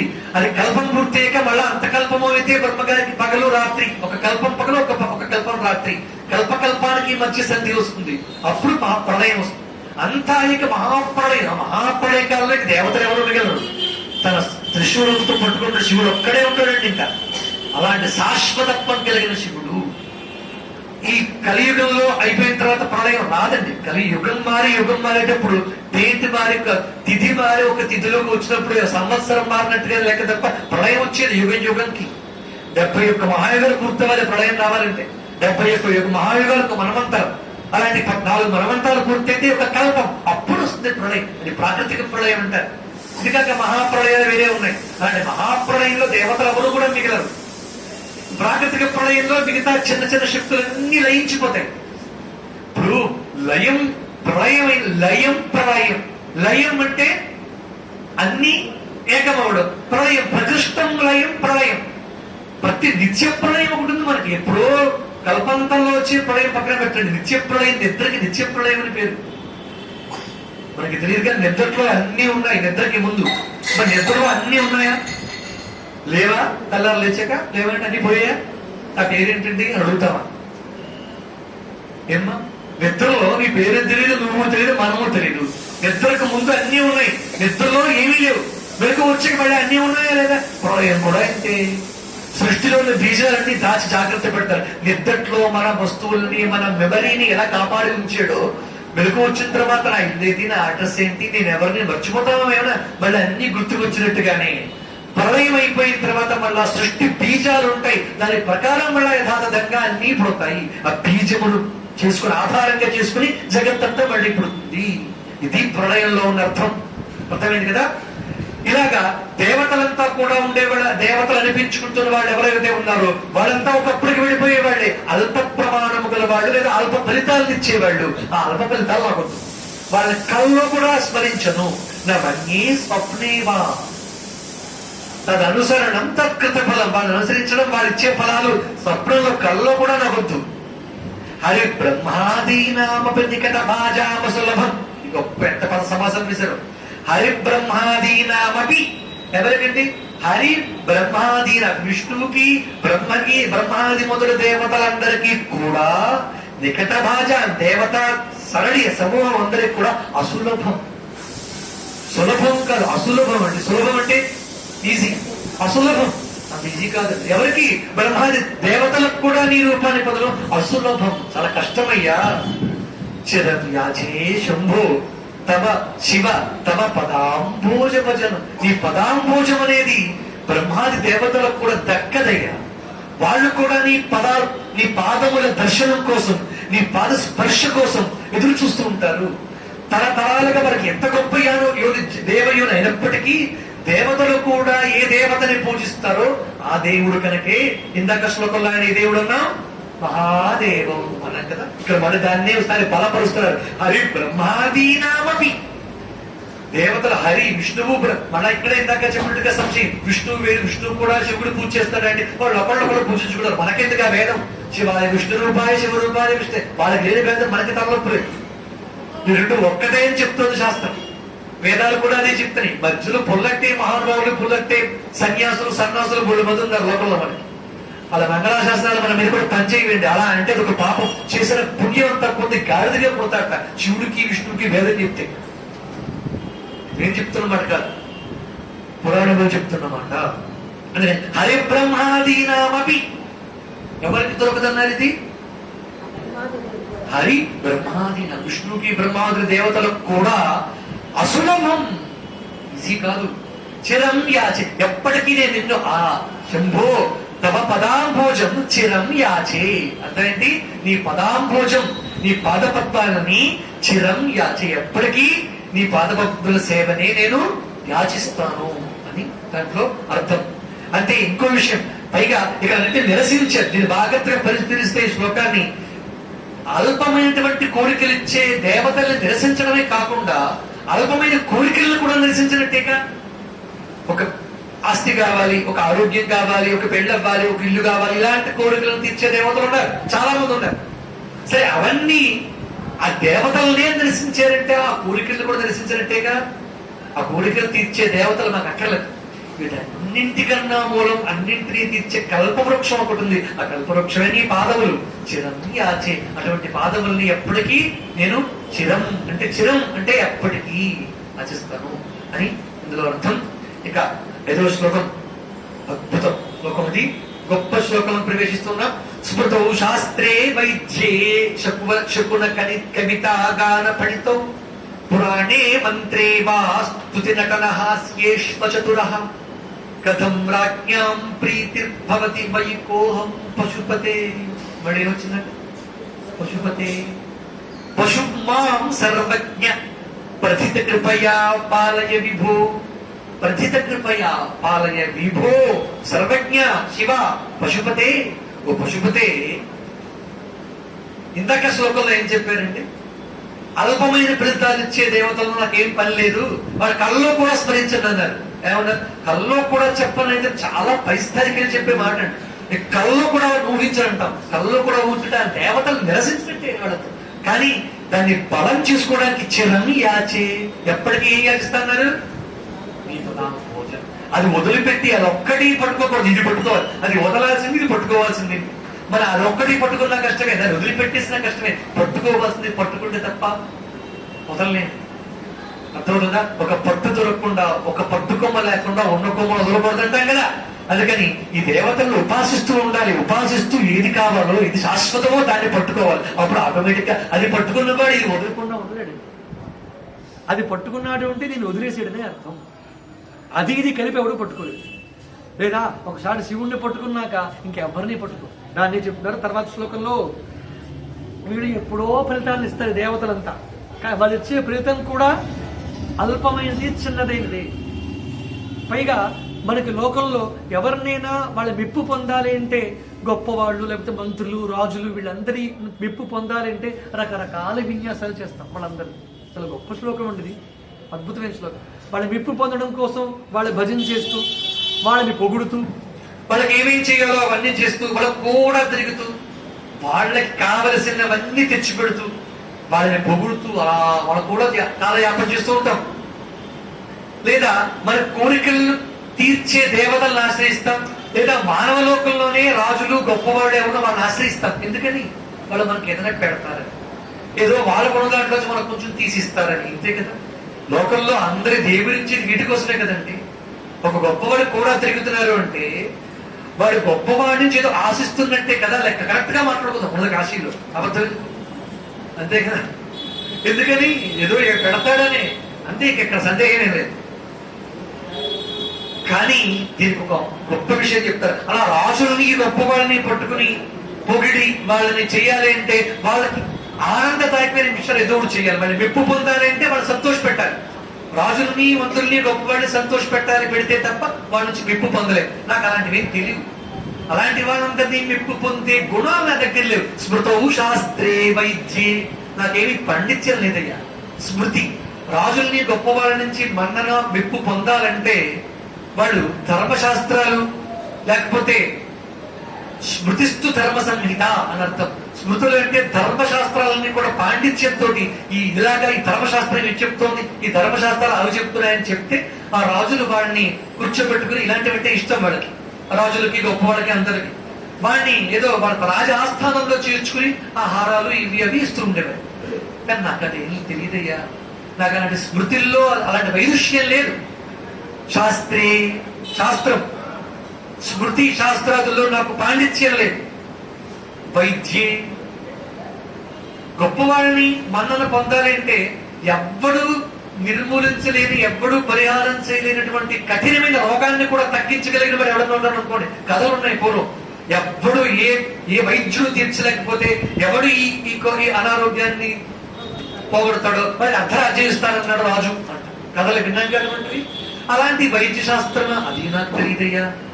స్మృతౌ శాస్త్రే వైద్యే శకునం. శకునం అంటే నీకు ఇది బాగాలేదు, నీకు ఆ శకునం కరెక్ట్ కాదు, లేకపోతే నీకు వాస్తు బాగా లేదు, లేకపోతే మీ ఇంట్లో ఇది ఇక్కడ ఉండకూడదు, ఇలా చెప్పాడు బాగా బయలుదేరారండి ఈ మధ్యన. పైగా వాళ్ళు చెప్పిన బాగా నొప్పితే కూడా దిక్కుమాలిన గొట్టం ఒకటి వచ్చింది కదా యూట్యూబ్, దాంట్లో కూర్చొని చూసుకుని ఎవరెవరు ఏం చెప్పినా అవి సత్యాలనుకుని శాస్త్రాలను పక్కన పెట్టి ఎవరు ఏం చెప్తున్నా విని విశ్వసించేటటువంటి జాతకుడు తయారై అసలు శాస్త్రం తప్పి వాళ్ళు అనుసరించద్దని నేను చెప్పింది. కానీ అసలు శాస్త్రానికి చాలా తప్పు, అన్యాయం జరుగుతాం. శకున శాస్త్రం, శాకున శాస్త్రం అంటే ఇంకా చాలా అర్థాలు ఉన్నాయి దానికి. ఆ జ్యోతిష శాస్త్రం కూడా పేరు. నీ జాతకంలో ఇలా ఉంది, నీకు ఈ శకునం పడుతుంది, నీకు ఆ అంగు పడదు, నీకు ఈ నెంబర్ మంచిది కాదు చెప్తాడుగా వీటిలో, టీవీలో ఇలాంటివన్నీ చెప్తూ ఉంటే పైగా ఆ శకునంలోనే నీకు బాగా నరఘోష ఎక్కువ ఉంది అని చెప్పాడంటే ఇలాంటివన్నీ చెప్తే బాగా అమ్మో వాడు పశువైపోతాడు. అవునండి, నా ప్రతి ఒక్క దౌర్భాగ్యం ఏంటంటే అందరూ నన్ను చూసేది ఏడుస్తారనే భావన ప్రతి ఒక్కరికి ఉందండి. అంతే కదా, వాడిని చూసి ఏదో అనేసుకుంటారనే భావన ప్రతి లోకంలో ప్రతి ఒక్కరికి ఉంది. నాకు బాగా నరఘోష ఎక్కువ ఉందండి అనుకుంటాడు. అందరికీ ఉన్న దౌర్భాగ్యమే. వాడు అనుకుంటున్నాడో లేదో తర్వాత విషయం, ముందు వాడు అనుకుంటున్నారని వీడు అనుకుంటాడు, నిత్యం అనుకుంటాడు. అలా అనుకునేవాడు ఉన్నాడో లేడో నాకు తెలియదు, కానీ ఖచ్చితంగా నిత్యం నాకు చాలా నరఘోష ఎక్కువగా ఉందని, ఎవరైనా మీకు నరఘోష ఎక్కువగా ఉందండి అన్నారంటే అవునండి చాలా నరఘోష, వీటి గురించి పరిహారం ఏదంటే చెప్పండి. అయ్యా మీరు జ్యోతిష్యం శాస్త్రం, జ్యోతిష్ శాస్త్రం ఇలాంటివన్నీ చెప్తారేంటంటే ఇందులో ఉన్నది అదే చెప్తాను. నేను జ్యోతిష్యం, నేను ఆస్ట్రాలజీ తర్వాత విషయం. అలా కూకట్పల్లి లేక కాశీలో లాంటి ఉడకప్పులు నా జీవన విధానం బతుకుని పక్కన పెట్టడం తర్వాత విషయం. ఇక్కడ బతుకు కన్నా పైది పండించుకోవడం కోసం వచ్చాం, బతకడం కోసం రాలేదండి ఇక్కడికి. ఇక్కడ అవి చెప్పి పిప్పు మొదలం కోసం రాలేదు. అందుకని ఇక్కడ ఏం చెప్పాలో అవి చెప్తాం. మీరు జ్యోతిష్ శాస్త్రం నిరసిస్తున్నారండి, శంకరులు నిరసించాడు. నేనెక్కడ? స్మృతౌ శాస్త్రే వైద్యే శకున కవిత గాన పడితో కవిత్వం. కొంతమంది రాజులు కవిత్వం చెప్తే ఇష్టం, మీ రాజులు ఇలాగా ఇలాగా మహానుభావం పొగిడితే ఆ పొగడ్తలకి పొంగిపోయేటటువంటి రాజులు వాళ్ళకి అవి ఇవి అని ఇస్తూ ఉంటారు. అలాంటివే నాకు తెలియవయ్యా. గాన ఫణితం, రాజులకి ఈ కవిత్వం ఈ పొగడ్డ వల్ల చాలా ఇష్టం అండి. అంటే వాళ్ళకున్న టెన్షన్స్ కి ఇలాంటివన్నింటి రిలీఫ్ ఉంటుంది అనుకుంటారు. బహుశా ఇవన్నీ పక్కన హాయిగా ఆస్వాదిస్తూ ఉంటారు. వాళ్ళ అవసరాలని మనకేం కావాలి, మనకేం తెలుసు. ఎందుకంటే అన్ని టెన్షన్స్ లో ఇవే వాళ్ళకి ఆనందాన్ని ఇచ్చేవి. గాన ఫణితం, వాళ్ళు మంచి సంగీత రసజ్ఞులు. వాళ్ళు సంగీతం ఆస్వాదిస్తుంటే అద్భుతమైన పాట పాడితే వాళ్ళకి హారాలు మాన్యాలు ఇచ్చేటట్టు ఉంటారు పూర్వం. అంటే ఒక రకంగా ఇది కూడా అవసరమే. వీటన్నిటినీ ఆధారం చేసుకుని బతుకుతూ ఉన్నవాడు ఎవరో వాళ్ళందరినీ పరిపాలించేవాడు, పోషించేవాడు. ఏ అవసరాలు కాదా ఇప్పుడు చెప్పండి. తన రాజ్యంలో ఇలాంటి వాళ్ళందరినీ కూడా పోషించేవాడు. కానీ ఇటు నుంచి ఆలోచిస్తే ఇలాంటి వేరు నాకు లేవయ్యా. గాన ఫణితం పురాణే మంత్రేవా స్తుతి నటన హాస్యేషు అచతుర. అచతుర పాండిత్యం లేదు, చాతుర్యం లేదు. వీటిలో పురాణే కూర్చోబెట్టి రోజు గంటసేపు పురాణం చెప్పామనుకోండి, అబ్బాయిల పండితుడు పురాణాలంటే స్పష్టంగా అర్థమయ్యేలా చెప్తున్నాడు. అందుకని ఆయనకి ఈ వశమైపోవచ్చు. మంత్రేవా, మంత్రశాస్త్రం, నువ్వు ఈ మంత్రం జపించి ఈ బీజాక్షరం మంత్రం పఠించు, లేకపోతే ఈ స్తోత్రం పఠించు, ఈ మంత్రం సంపుటీకరణం చేసి ఇలా చెప్పు అలా చెప్పు. టీవీలో కూడా చెప్పేస్తారు మంత్రాలు. ఆఖరి మంత్రం అనేది గురువు ఏకాంతంగా శిష్యులకు చెవిలో ఉపదేశించాల్సింది. అంతేగాని కబుర్లు చెప్పేవి కాదండి, కాలక్షేపం చేసేవి కావు మంత్రాలంటే.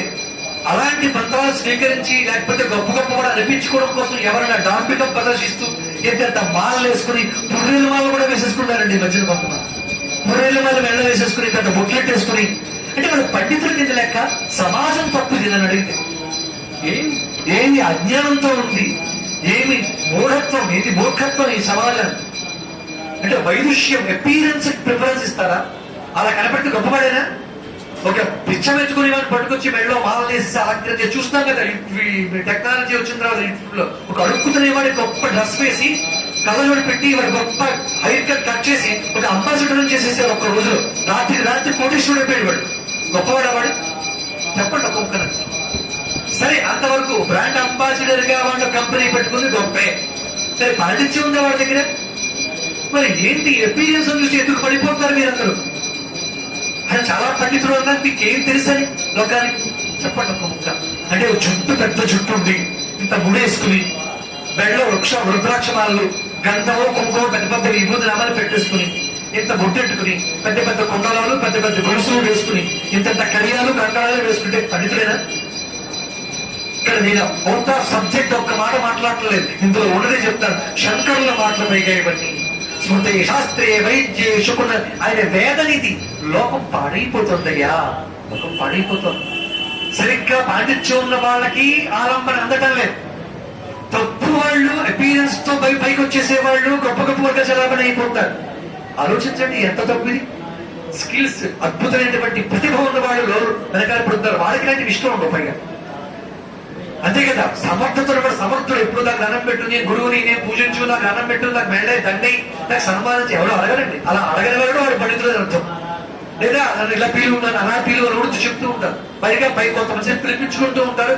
వాళ్ళకి తెలియకుండా వాళ్ళ చేత సన్మానాలు కూడా చేయించుకుంటూ ఉంటారు. అవే గొప్ప, వాళ్ళే గొప్ప లోకానికి. ఇలాంటివి చెప్తారు. పురాణే మంత్రేవా, అలాంటి మంత్రోపదేశాలను చేసేవాళ్ళు ఎవరు ఉంటారో వాళ్ళు నమ్మకండి ముందు మొట్టమొదటి. ఇది నా మాట కాదు, జగద్గురువుల మాట. మంత్రేవా స్తుతి చాలా గొప్ప విషయం అండి. అందరూ పడిపోయింది ఇక్కడే. ఎక్కడో తెలుసా అండి స్తుతి. మీరు చాలా గొప్పవాళ్ళండి అంటే ఎంత పొగట్టలకి పడిపోతారండి మనుషులు. చిన్న విషయంగా పర్వటించి ఎవరినైనా స్తుతి, స్తోత్ర ప్రియ, అందరూ దేవతలు స్తోత్ర ప్రియ, సంతోషం. స్తోత్ర ప్రియ స్తుతిమతి స్తుతి సంస్థ వైభవ. మనకు అంత వైభవం ఎక్కడది? మన స్తోత్రం చేసేంత వైభవం ఉందా? తప్పండి. మన కుతంత్రం మనస్సుతో స్తోత్రం చేస్తుంటే పొంగిపోవడమా? బాగుంది అయితే. స్తోత్ర ప్రియా స్తుతిమతి స్తుతి సంస్థ వైభవ. వేదం పొగిడింది అమ్మగారు, మనం ఎక్కడ పొగడ్డాలి? ఆ వైభవం కలిగి కనుక స్తోత్ర ప్రియ. మనకేంటి స్తోత్రం? మనకేం ఉద్ధరించే ఓడపడిచేమని మన పిలిస్తే మన పొగిడితే సంతోషపడిపోవడానికి. కొంతమందికి మాత్రం స్తోత్రం చేస్తే భజన బ్యాచ్ ఉంటారండి. కొంతమంది భజన బ్యాచ్ పెట్టుకుని వెంటేసుకొస్తారు. అలా పొగిడితే చాలా ఆనందం. ఒక గురువు గారు చెప్తుంటారు, నాకు పొగడ్తలంటే ఇష్టం ఉండవండి. అంటే పొగడ్తలంటే ఇష్టం లేనివాడా అంటే ఇంకా గొప్పగా పూసంతో సంబరపడిపోతాడు. స్తుతి నటన హాస్యేష్వ చతుర. ఇదే చెప్తారు ఇక్కడ, ఎక్కడ బయటికి వెళ్తలేదు. పరిధి ఒక గీత గీసుకున్న దాంట్లో నడుస్తూ ఉన్నాం నిన్నటి నుంచి కూడా. స్తుతి నటన, నటన నటన అంటే డ్రామ, వదివేరేదు లోకంలో అటువంటి వాళ్ళు నటన నటించేవాళ్ళండి. ఆ నటన చేసేవాళ్ళు అద్భుతమైన నటన అని రాజులు పొంగిపోయి ఏవో రకరకాలు ఇస్తారు. హాస్యేష్వ చతుర, హాస్యం.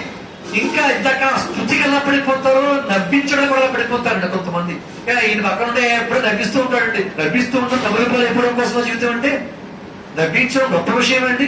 పురాణాల్లోనూ స్తోత్రాల్లో కూడా నవ్వించాల్సిన అవసరం ఉందా చెప్పండి. కామెడీ ఛానల్స్ బోర్డు ఉన్నాయి, అది పెట్టుకుంటే సార్ పురాణాల్లో నవ్వించాల్సిన పనిలే. నవ్వుకోవడానికి చాలు. నవ్వించుకోవడం కోసం పురాణాలు కవిత్వాలు కాదండి. ఇది నవ్వించుకోవడం కోసం పుట్టిన స్తోత్రములు కావు ఇవి. ఎత్తులోంచిన హాస్యాన్ని తీసుకెళ్లిపోయే మహాత్ములు ఉన్నారు. కడుపు పట్టేసుకుంటాం అలా నవ్విస్తారు. నవ్వుకో నమస్కారం, ఆ హాస్యానికి నమస్కారం. కానీ నాకు అటువంటి హాస్యం కూడా లేదే. హాస్యేషు అచతుర. ఏం చెప్తారు ఇక్కడ? అందులో కూడా నాకు పాండిత్యం లేదే. ఇప్పుడు ఎన్ని చెప్పారండి? స్మృతి, వేదములు, ధర్మశాస్త్రములు, వైద్యము, జ్యోతిషము, శకున శాస్త్రము, కవిత్వము, గానం, సంగీతం, పురాణం, మంత్రశాస్త్రం, స్తోత్రం, పొగడుట, నటన, హాస్యం, ఇవేమి నాకు తెలియవయ్యా. వీటిలో నాకు చాతుర్యం లేదు. కోహం పశుపతి హాస్యేష్వ చతుర. అంటే రాజులకి గొప్ప వాళ్ళకి వీళ్ళందరికీ ఇలాంటి పొగడ్తలు పొగుడుతూ ఉండాలంటేనే ఇష్టం. వాళ్ళని ఆలంబన చేసుకుని వాళ్ళు ఎంతో ఆనందిస్తూ ఉంటారు. రకరకాలన్నీ అనుగ్రహిస్తూ ఉంటారు. వాళ్ళకి వస్తువులు, ధనాలు, బంగారాలు ఇవన్నీ ఇచ్చేవారు. వాళ్ళని పొగుడుతూ ఉంటారు. రాజులు మొత్తులు వారి సేవ నరకప్రాయం, వారిచ్చురంభోజాక్షి చతురంతయారతులకి భూషాదులు ఆత్మవ్యత బీజములు తదపేక్ష చాలు పరితృప్తిని పొందితే జానలక్ష్మీ జాగృత్ పరిమాణమిముదయతో శ్రీకాళహస్తీశ్వర అంటారు ధూర్చుడి మహాత్మ కాళహస్తీశ్వర శతకంలో. వాళ్ళు పొగిడి ఎంత పొగిడేమంటే వాడిని వాడు భక్తులు, వాడి సేవ నరకప్రాయం. అలా పొగిడించుకునే వాడి సేవ నరకప్రాయం. వాళ్ళతో ఒక్క నిమిషం తేడా వచ్చిందా పీక తీసేయడానికి సిద్ధం. పైగా నేను చదువుకున్నాక అది కూడా అదే వాళ్ళ సేవ నరకప్రాయం. ఇదేదో నీ దగ్గర గోడు పెట్టుకుని నీ దగ్గర కూర్చుని ఏడిస్తే ఈ ఏడుపుకి జన్మ సార్థకం. ఇలాంటివి నాకు తెలియవయ్యా. స్మృతో శాస్త్రే వైద్యే శకున కవితాగాన ఫలితో పురాణే మంత్రే వా స్తుతి నటన హాస్యేషు అచతుర. క్లియర్ గా అర్థమైంది కదండి. కథం రాజ్ఞాం ప్రీతిర్భవతి. నువ్వు రాజులకే రాజువయ్యా. కథం రాజ్ఞా మరి నీకు ఎలా ప్రీతి చేయగలను నేను, నీకు ఎలా సంతోషాన్ని ఇవ్వగలను. మయి కోహం పశుపతే. ఓ పశుపతే, పశు మాం సర్వజ్ఞ. మాం అంటే నన్ను, నేను పశువుని కనుక ఇందాక చెప్పే కదా పశువు అనే తత్వంతో ప్రత్యేకించి శ్లోకం రాబోతుంది. పశు మాం సర్వజ్ఞ ప్రథిత కృపయా పాలయి విభో. నీ అనుగ్రహాన్ని, రాజాధిరాజువైన నీ అనుగ్రహాన్ని పొందడానికి, నీ అనుగ్రహం పొందడానికి కావలసినటువంటి వైదుష్యములేమి నా దగ్గర లేవు. అచతుర కథం రాజ్ఞాం ప్రీతిర్భవతి. మరి నీకు ఎలా నేను ప్రీతి కలిగి చేయగలను. కోహం నేనెవడినయ్యా. కోహం, కోహం అంటే నేనెవడిని. అహం అంటే నేను, కోహం నేనెవరిని అంటే ఎవడు పశువు వాడు, నేను ఎవడో తెలియని వాడు ఎవడో వాడే పశువు అండి. ఇక్కడ చెప్తారు తానెవడో తాను తెలుసుకునే వాడు పశువు. గొప్ప కోహం పశుపతే పశుంబాం సర్వజ్ఞ. సర్వజ్ఞ అన్ని తెలిసినటువంటి నీవు ఏమీ తెలియని నన్ను ప్రచిత కృపయా పాలయ, నన్ను పరిపాలించవయ్యా. ఎందుకని నేను ఏమీ తెలియని వాడిని, పశువుని. పశువుని అన్నాక చెప్తే అర్థం చెప్తారు ఇక్కడ. ఏంటి అర్థం? కోహం. కోహంగాడండి వీడు అనేవారు. సంస్కృతంలో మాట్లాడుకునేవాడు. ఇప్పుడు కోహంగాడు వీడు, కోహంగాడు అనేవాడు. కోహం అంటే వాడు నేను ఎవడను అనుకునేవాడు. నేను ఎవడని ఎవడంటాడు? ఇద్దరు అంటారు. వాడెవడో వాడికి తెలియని వాడు శ్లోకంలో ఎవడన్నా ఉంటాడా? ఒకడు పిచ్చి అడిగి ఉంటాడు, ఉన్మాది.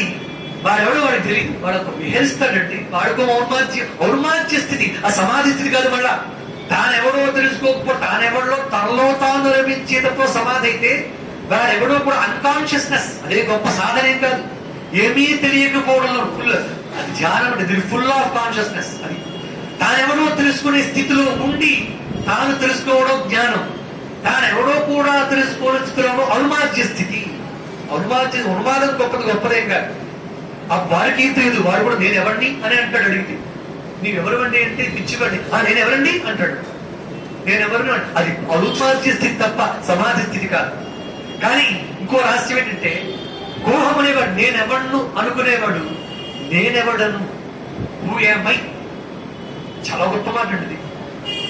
దీనే నేనెవడను అనే పదంతో అక్కడ అరుణాచల క్షేత్రంలో రమణ మహర్షి భగవాన్ రమణులు ఒక పుస్తకం ఇచ్చారు. ఆకుపచ్చ పుస్తకం చిన్నది చూసే ఉంటారు చాలా మంది. అరుణాచలం దర్శనం వచ్చిన వాళ్ళందరికీ పరిచయం అయినటువంటి పుస్తకం. నేనెవడను అనేది నాకు తెలియదు. నేనెవడను అంటే ఆత్మజ్ఞానం. దేహాత్మ భ్రాంతిలో ఉన్నాం మనం. ఆ దేహాత్మ భ్రాంతిలో ఉన్నవాడు కోహం. నేనెవడో నాకు తెలియదు. నేనే శరీరం, నేనే శరీరమే నేను అనుకుంటున్న నన్ను ప్రతిత కృపయా పాలయ. ఇవేంటి ఏమీ చాతుర్యము లేని నన్ను అసలు నేనెవడో నాకు తెలియదు. అజ్ఞానంలో దేహమే నేను అనుకుంటున్న నన్ను నువ్వే పరిపాలించాలయ్యా. ప్రతిత కృపయా పాలయ విభో పశుం మాం సర్వజ్ఞ. ఓ సర్వజ్ఞుడా పశుం మాం. ఇప్పుడు చెప్పే కదా ఈ శ్లోకంలో పశుత్వానికి ఫుల్ డెఫినేషన్ వచ్చింది కదా. చెప్పండి, పశుత్వం అంటే ఏంటి? నేనెవడినో సత్యస్వరూప స్వస్వరూప జ్ఞానం ఎవరికి ఎరుక లేదో వారందరూ పశువులే. అందుకని పశు మాం సర్వజ్ఞ ప్రతిత కృపయా పాలయ విభో. విభో అని సంబోధించి శ్లోకం చెప్పారు. ఇక ఈ తర్కం, ఈ శాస్త్రం, ఈ వైదృశ్యం ఇవన్నీ ఉన్నాయి. లోకంలో చాలా మంది వీటిని అడ్డు పెట్టుకుని ఈ శాస్త్రాలని వాటిని పట్టుకుని కూర్చోబెట్టి తర్కశాస్త్రాన్ని వాటిని వాదిస్తూ ఉంటారు, వేధిస్తూ ఉంటారు. ఎలా అంటే శాస్త్ర పదాలన్నీ తెలుసుకుంటారు, వాటి ద్వారా తర్కం చేసి తర్కించి దాన్ని ఆ సత్యాన్ని తెలుసుకుంటూ ఉంటారు. ఈ తర్కవాదన వల్ల పెద్ద ప్రయోజనం ఏం లేదయ్య. తర్కం అంటే ఏంటంటే ఒక శాస్త్రీయమైనటువంటి వాదన. భగవతత్వం గురించి, ప్రకృతి గురించి, ఈ సృష్టి అంతా ఎక్కడి నుంచి వచ్చింది, ఒక కణం నుంచి వచ్చింది, ఆ కణాలు వాళ్ళు చెప్పినటువంటి మీమాంస తర్కశాస్త్రాలు వీటన్నింటినీ పట్టుకుంటారు. వాటిని ఒక్కదానికొకటి లాగి పీకి చర్చించుకుంటూ ఉంటారు. పండితులకి చర్చించుకోవడం ద్వారా కొట్టుకోవడం అలవాటు. అలాంటి వాళ్ళు ఎవరు అంటే వాళ్ళే పండితులు అని పేరు. ఆ పాండిత్యం భగవంతుడి దగ్గర కుదరదు. భగవంతుడికి పండితుడు ఇష్టమా? పాండిత్యంకి ఆయన వశం కాడు. అలాగే తర్కశాస్త్రాలు పట్టుకుని కూర్చుంటే ఉపయోగమే ఉందండి. తర్కాలకి భగవంతుడు లొంగడు. ఆ తర్కంలో ఉన్న టెర్మినాలజీ ఉంది. ఎలా ఉంటాయంటే ఘటో వా మృత్పిండో అప్పి అణురపి చ భూమో నిరచల పటో వా తంతుర్వా పరిహరతి కిం ఘోరశమనం. ఈ ఘోరశమనం ఆపండి. పరిహరతి పటోవా తంతుర్వా. వాటిలో పదాలు ఎలా ఉంటాయంటే తంతుమాన్ పటహ అంటాడు. దారములు కాదు వస్త్రము. ఈ దారములన్నీ తీసేయి, ఇంకేం మిగిలింది? వస్త్రం ఉందా? లేదు. ఇలాంటి పదాల వల్ల ఉపయోగం ఏమైనా ఉందా? సాధన ఏమైనా ఉంటే ఉపయోగం. ఈ పదాలు ఎన్ని చెప్పుకుంటే మాత్రం ఉపయోగం. అంతేకాదు రజ్జు సర్ప భ్రాంతి, ఈ ఘటాకాశం, పటాకాశం, మృత్పిండ, అణు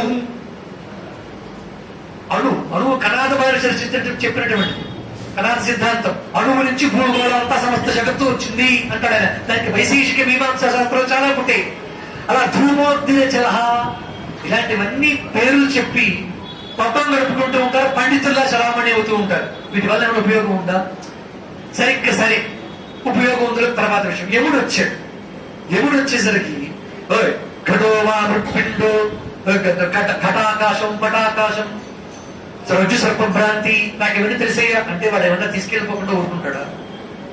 నాకు సంస్కృతం వచ్చు, నాకు వ్యాకరణ శాస్త్రం వచ్చు, మీరు మీమాంస తర్కం చదివేను అంటే యముడు ఆగుతాడా తీసుకెళ్లకుండా? దాన్ని చెప్పారు పరిహరతికి ఘోర శమనం. శమనుడు అంటే యముడు. ఏమైనా దీన్ని పరిహరతికి, ఈ యముడి నుంచి వచ్చే బాధని ఇవన్నీ పరిహరిస్తాయా? దీన్నే చెప్పారు శంకర భగవత్పాదులు వారు మోహముద్గరంలో. భజ గోవిందం భజ గోవిందం గోవిందం భజ మూఢమతే సంప్రాప్తే సన్నిహితే కాలే నహి రక్షతి డిప్రింకరణే. యముడు నీ దగ్గరికి వచ్చి పరిహరిస్తా. సంప్రాప్తి సన్నిహితే కాలే.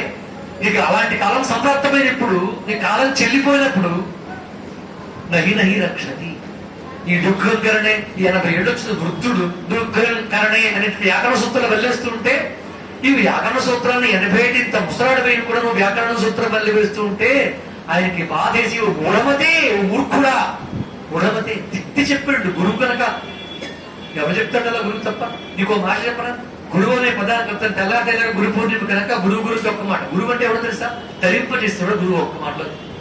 శిష్యుడు తన శిష్య విత్తాపహారాయ, ఇప్పుడు శిష్య విత్తాపహారాయ తయారయ్యారు. అసలు గురువు ఎవరు? శిష్య చిత్తాపహారాయ. తన శిష్యుడు చిత్తాన్ని దొంగిలిస్తాడు, చిత్తాన్ని స్వీకరిస్తాడు. ఇప్పుడున్న గురువులు విత్తం పట్టుకుపోతారు. అటువంటి గురువులకి బోర్డు మంది. అది శిష్య చిత్తాపహార. అటువంటి గురువుకు నమస్కరించుకోవాలి. అలా అటువంటి గురువు ఎవ్వరు లేరండి మనకి. అందరికీ ఉన్న గురువు ఒక్కరే. ఎవరైనా జగద్గురువులు ఆదిశంకరులు. ఇంకా పై గురువు సదాశివ సమారంభం వ్యాస శంకర మధ్యమం అస్మదాచార్య పర్యంతం వందే గురు పరంపర. మన దాకా ఉన్న గురువులు మనకి మంత్రోపదేశం చేసి మనకి జ్ఞానాన్ని అందిస్తున్న గురువు ఎవరున్నారో ఆ గురువులు మొదలుకుని ఎక్కడ దాకా పై దాకా, లేదా ఆ గురువులు వరకు ఎక్కడ దాకా శివుడు దాకా. రెండు తత్వాలు ఉన్నాయి. అటు నారాయణ సమారంభం అనుకోవచ్చు, సదాశివ సమారంభం. సదాశివుడు ఆది గురువు. ఆది గురువు మొదలుకొని మన గురువు దాకా ఒకటే పరంపర. అక్కడి నుంచి ఇక్కడ దాకా ఉన్న గురువులంతా ఒకటే బలం, ఒకటే శక్తితో ఉన్న వాళ్ళే భావన కావాలి. అది గురు పూజ. ఒక వైర్ని ఒక కరెంట్ ఇచ్చి కనెక్షన్ లో పెట్టి మరొక వైర్ ఇటుపక్క పట్టుకుంటే కరెంట్ వస్తుందా రాదా? అంటే అవతల పక్కదున్నది ఆది గురువు అయితే యువతల పక్క ఉన్న గురువు మన గురువు. కరెంట్ అక్కడి నుంచి ఇక్కడ పాస్ అయిందా లేదా? శక్తి కూడా గురువు నుంచి అలాగే పాస్ అవుతుంది. అలా తత్వాన్ని అందించి ఇచ్చేవాడు ఎవడో వాడే. ఆ కాని వాళ్ళందరూ గురువులు కాదు. దానికి స్పష్టంగా శంకరులు చెప్తున్నమాట, భజ గోవిందం. పైగా ఈ జన్మంతా ఉపయోగపడే కోసం కోరిక తీర్చేవాడెవడో వాడిని ఆచార్యుడు అనడానికి వీల్లేదండి. ఏదో మనకి పాఠం చెప్పేవాడిని, ఆసనాలు చెప్పేవాడిని, గాలి పీల్చి వదిలేవాడిని ఆచార్యుడు అనమనలేదండి శాస్త్రం. ఉపాధ్యాయుడు అనమంది. ఇదే పదం చెప్పింది. శాస్త్రం చెప్పకపోతే ఒక్క మాట వృధాగా కాశీలో చెప్పి పాపం మూట కట్టుకోను. శాస్త్రం చెప్తున్న మాట. వాడిని ఉపాధ్యాయుడు అనాలి అంతే. ఆచార్యుడు గురు. ఆచార్య శబ్దం ఆచినోతీతి ఆచార్య. ఆచరించి చెప్పేవాడు గురువు అంటే. అలా ఆచరణ చెప్పేవాళ్ళైనా కథలు చెప్పంటే చెప్తారు. టీవీల్లోనూ వాటిలో స్పీచ్లు ఇమ్మంటే ఇస్తారు. ఎవరు ఏం పట్టుకెళ్ళిపోయారండి? చేతులు పైకెత్తి చూపిస్తారు. పైగా అసలు పట్టుకుపోయింది వాళ్ళే ఎంత చేసి. ఆయన ఎవరు పట్టుకుపోయారా? రమణ మహర్షి పట్టుకెళ్ళిపోయారా? భగవాన్ సత్యసాయిబాబా గారు పట్టుకెళ్ళిపోయారా? అయితే ఇంకో మహాత్ముడు పట్టుకెళ్ళిపోయాడా అని పురాణాలు టీవీల్లో వేదాంత జ్ఞానాన్ని చేతులు పైకెత్తి చూపించే వాళ్ళు గురువులని మోసపోతే ఇంతకన్నా జీవితం వృధా అనుకోవటం గుర్తుపెట్టుకోండి. ఇది మోసం. అందుకని అలాంటి దాన్ని ఇక్కడ చెప్తారు. నహి నహి రక్షతి. వాళ్ళు మనం రక్షించలేదు సరికదా. పైగా మరి ఇంకెవరండి గురువు అంటే మనకి? నీవు తరించడం కోసం బతుకున్నట్టు కాదు, నీవు జీవించి ఉండగానే నీవు మోక్షాన్ని ఇవ్వాలని భగవత్ తత్వాన్ని నీకు ఉపదేశించి చెప్పేవాడు. ఇది కాదురా జీవితం అంటే. ఈ కోరికలు ఇవి కాదు. సరే ఇవన్నీ కాదంటే ఇప్పుడే వదిలేస్తారు. చెప్తే నన్ను కూడా వదిలేస్తారు ఆ క్షణంలోనే. అంతే కదా. అందుకని అవన్నీ చెప్తూ అనుభవిస్తూ ఉన్నా ఇది శాశ్వతం కాదు. అసలు సత్యం ఒకటి ఉంది. దీని వెనకాలే వెంపర్లాడు. ఈ ఇగో, ఈ అహంకారాన్ని, ఈ భావాలని కాసేపు పక్కన పెడుతూ కూడా అలవాటు ఇప్పటి నుంచి నువ్వు చేసుకోకపోతే ఎవరు వచ్చేసరికి నీకు ఇవన్నీ వంట పడతా వదిలించుకోగలనుకుంటావా? చేతికి పట్టిన చిట్నే వదిలించుకోలేకపోతాం కాసేపు. జన్మ నుంచి పట్టిన వాసనలు అప్పుడు పెద్ద వదిలేయగలమండి. నేను రిటైర్ అయిన తర్వాత ఆఫ్టర్ రిటైర్మెంట్ అండి గొప్ప ప్లాన్ చేస్తాడు. రేపటికి వాయిదా వేసి వీడంతా ఎలాంటిదంటే ఒక దుర్జనుడు, బద్ధకస్తుడు. ఆ బద్ధకం ఒకటి మిగిలిపోయి ఆ బద్ధకంతో మాట్లాడే మాటలు తప్ప వాళ్ళు ఏం చేయరండి. రిటైర్ అయ్యే కూడా ఇంకా ప్రపంచంలోనే బతుకుతారు. అంతా రిటైర్మెంట్ అయితే పెన్షన్ వస్తుంది, హాయిగా ప్రశాంతంగా బతకొచ్చు అని చెప్తాడు. ఎప్పటిదాకా? రిటైర్ అయ్యేదాకానే. రేపటికి వాయిదా విజయం వచ్చింది ఇక్కడ. రేపటి కోసం రేపటి నుంచి అండి మా గురువు గారు చెప్పిన మాట యథార్థంగా చెప్తాను, చాలా ఇష్టం. రేపటికి వాయిదా వేస్తాను. రేపటికి వాయిదా వేసేవాడు ఎప్పటికీ బాగుపడాడు. ఇప్పటికిప్పుడే బాగుపడాలనుకునే వాడు ఎప్పటికప్పుడే బాగుపడగలడు. అదే కదా. వాయిదా వేసే మనస్తత్వం ఉండడానికి వీల్లేదండి. ఆ వాయిదా గుణమే మనని దూరం చేస్తుంది. అలాగే నహి నహి రక్షతి. రేపటి రోజు వచ్చేస్తుంది అప్పటికప్పుడు. అప్పుడు నువ్వు యముడి నుంచి రక్షించుకోలేవు. నహి నహి రక్షతి దిగ్రింకరణకి యథార్థమైన మాట. పరిహరతి కిం ఘోర శమనం. అప్పుడు ఏమైనా ఈ ఘోర శమనుడైన యముడు ఏమైనా ముందు ఇలాంటివి పనిచేస్తాయా? వృధా కంఠక్షోభం. ఎన్ని చెప్పుకున్నా వృధా కంఠక్షోభం. ఇక అర్థం చెప్పక్కర్లేకుండా ఉంది శంకరుల రచన అంతా. వహసి తరస తర్కవచస. ఇవన్నీ ఉపయోగపడతాయి. ఇవన్నీ స్వీకరిస్తాడు ఆయన.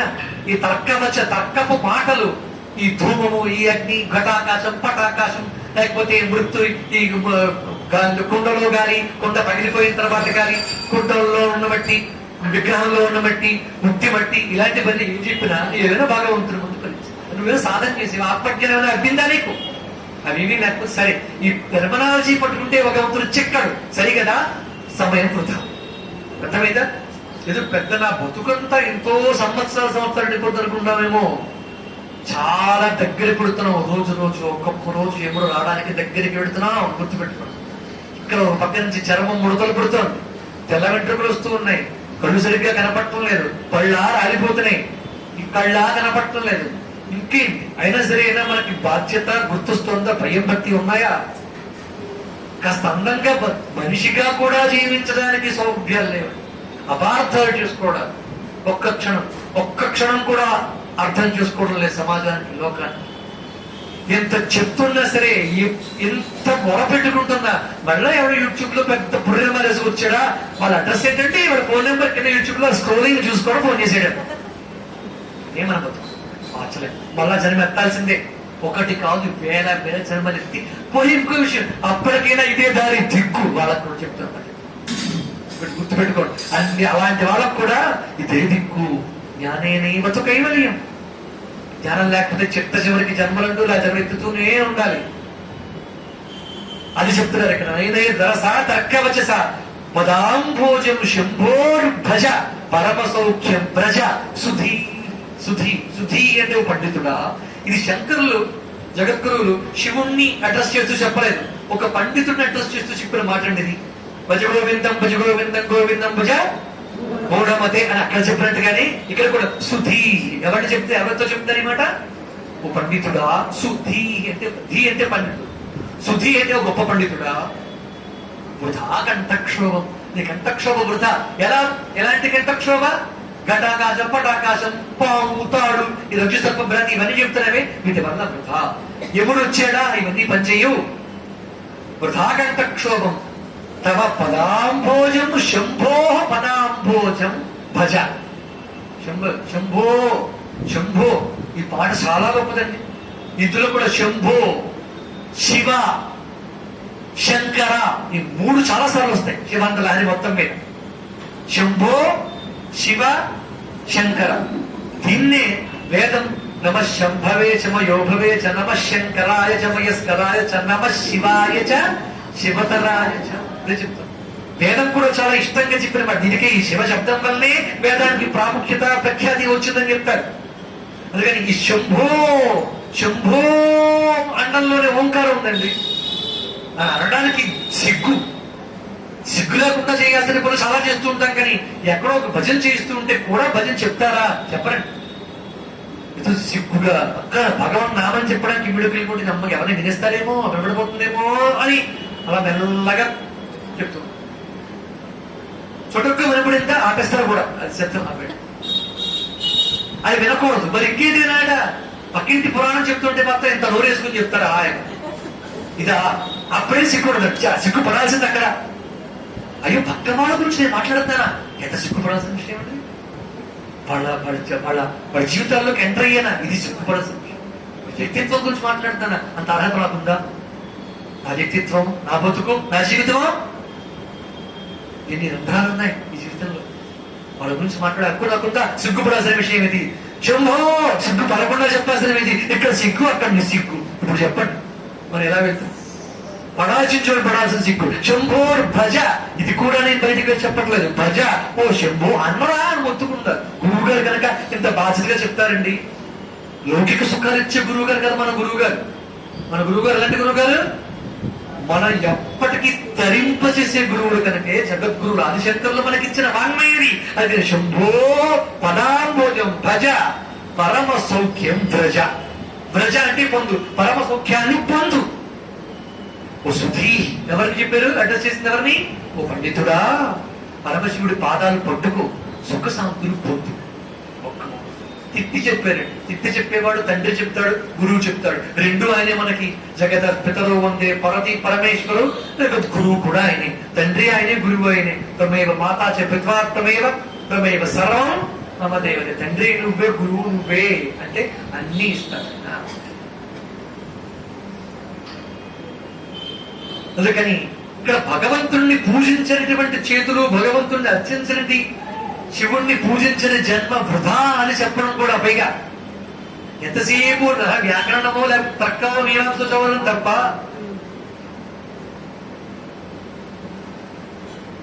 దిక్ భస్మరహితమపాలం, దిక్ భస్మరహితమపాలం, దిక్ విద్యాగ్రామశివాలయం, దిక్ అనీషార్చనం జన్మ, దిక్ విద్యామశివాశ్రయం. గొప్ప మాట అండి.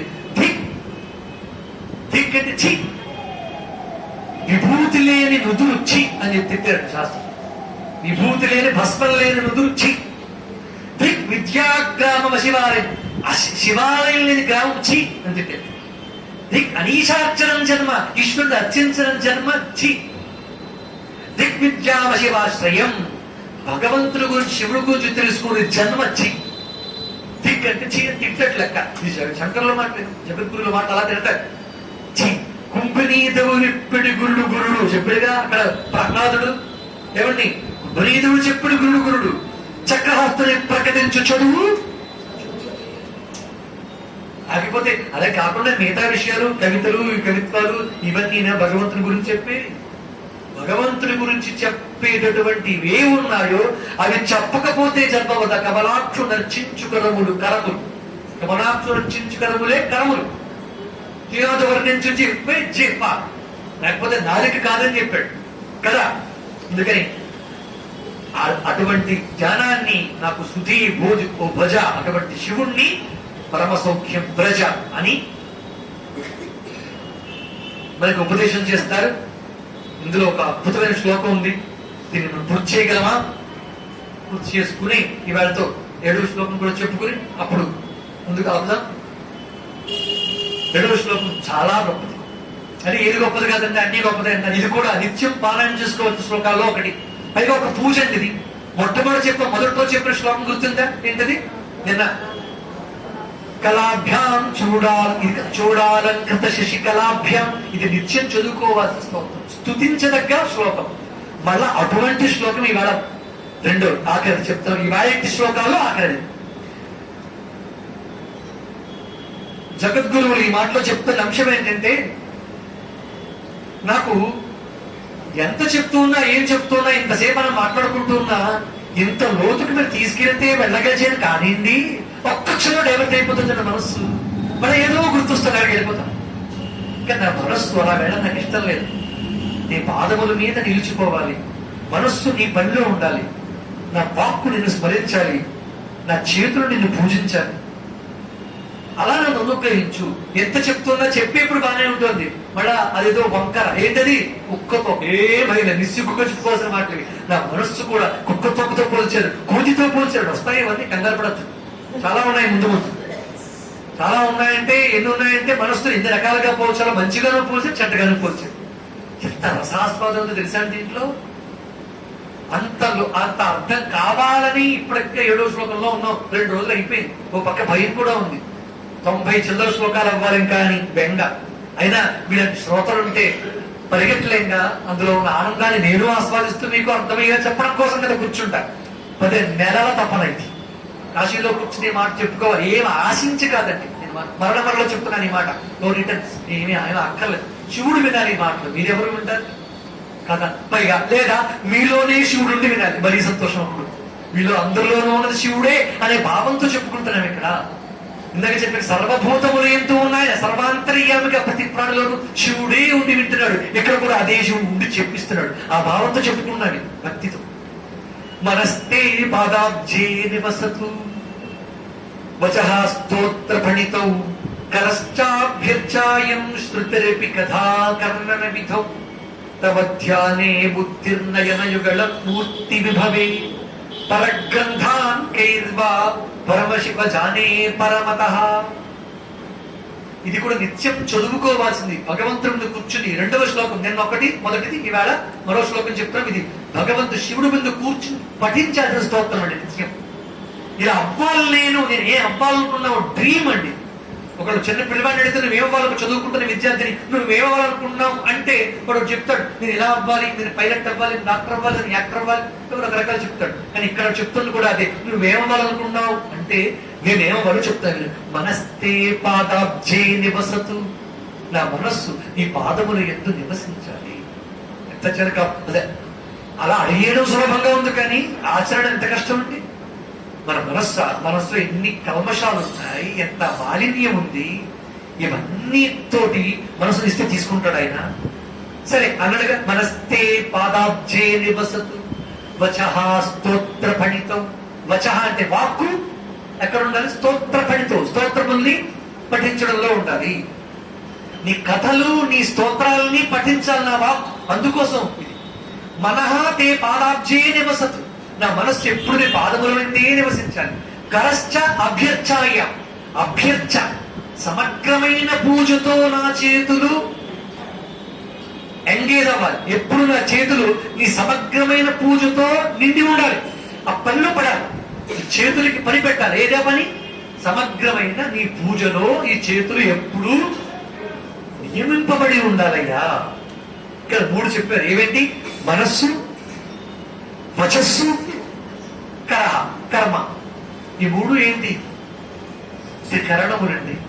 మనస, వాచ, సులభంగా చెప్పాను. నేను చెప్పాక గడురువా పండురువా ఆ టెర్మినాలజీలకి సులభంగా వచ్చేస్తుంది చెప్పడానికి. మనసా వాచ అనగానే కర్మడా చెప్పక్కర్లేదు, అప్రయత్నంగా వచ్చేస్తుంది. కానీ ఆ ప్యూర్ గా ఏమైనా ఉన్నాయంటే అవి లేవు. మనస్సు ప్యూర్ గా లేదు, వాక్కు ప్యూరిటీ లేదు, అక్కడ కర్మ కూడా ఎక్కడ శుద్ధత లేదు అని ఒప్పుకుందాం ఫస్ట్. తర్వాత విషయం, నువ్వు చేసుకోవడానికి ప్రయత్నిస్తాం. ఇప్పుడు ఒప్పుకుంటే, అసలు ఒప్పుకోకపోతే ఈ ఈగోలు అడ్డు వచ్చాయంటే ఆ ప్రయత్నం కూడా చేయం, ఎప్పటికీ ధరించం. మళ్ళా ఇక్కడ ఎవరో పోతుంది. ముందు లేదండి నిజం ఒప్పుకుంటే రేపటి ఎప్పటికోప్పటికి సాధనలోకి వెళ్తాం. ఒప్పుకోకుండా ఉండే దాహం నిండిపోయి ఉంటే ఇంక వాడిని బాగు చేయగలండి. అందుకని మనస్తే పాదాబ్జే నివసతు, నా మనసు నీ పాదములు ఎందు ఉండాలి. వచః స్తోత్ర పఠితౌ, నా వాక్కు నిన్నే స్మరించాలి, నీ స్తోత్రములనే స్మరించాలి. కరశ్చ అభ్యర్చాయ, సమగ్రమైన పూజలు నా చేతులు ఎప్పుడు నియమింపబడి ఉండాలి. అక్కడ 3 త్రికరణములతోటి భగవంతుణ్ణే నేను సేవించాలి ఎప్పుడు. శృతిరపి కథాకర్ణన విధౌ, శృతిరపి కథాకర్ణన విధు. చాలా గొప్ప మాటలండి ఇవన్నీ. శృతి అంటే చెవులు వినేవి, కథాకర్ణన విధౌ, ఈ చెవులు ఎప్పుడు నీ స్తోత్రముల్ని వింటూ నియమింపబడాలి, విధిగా నియమింపబడి ఉండాలి. తమధ్య చెవులు ఎక్కడ పనిచేయాలి?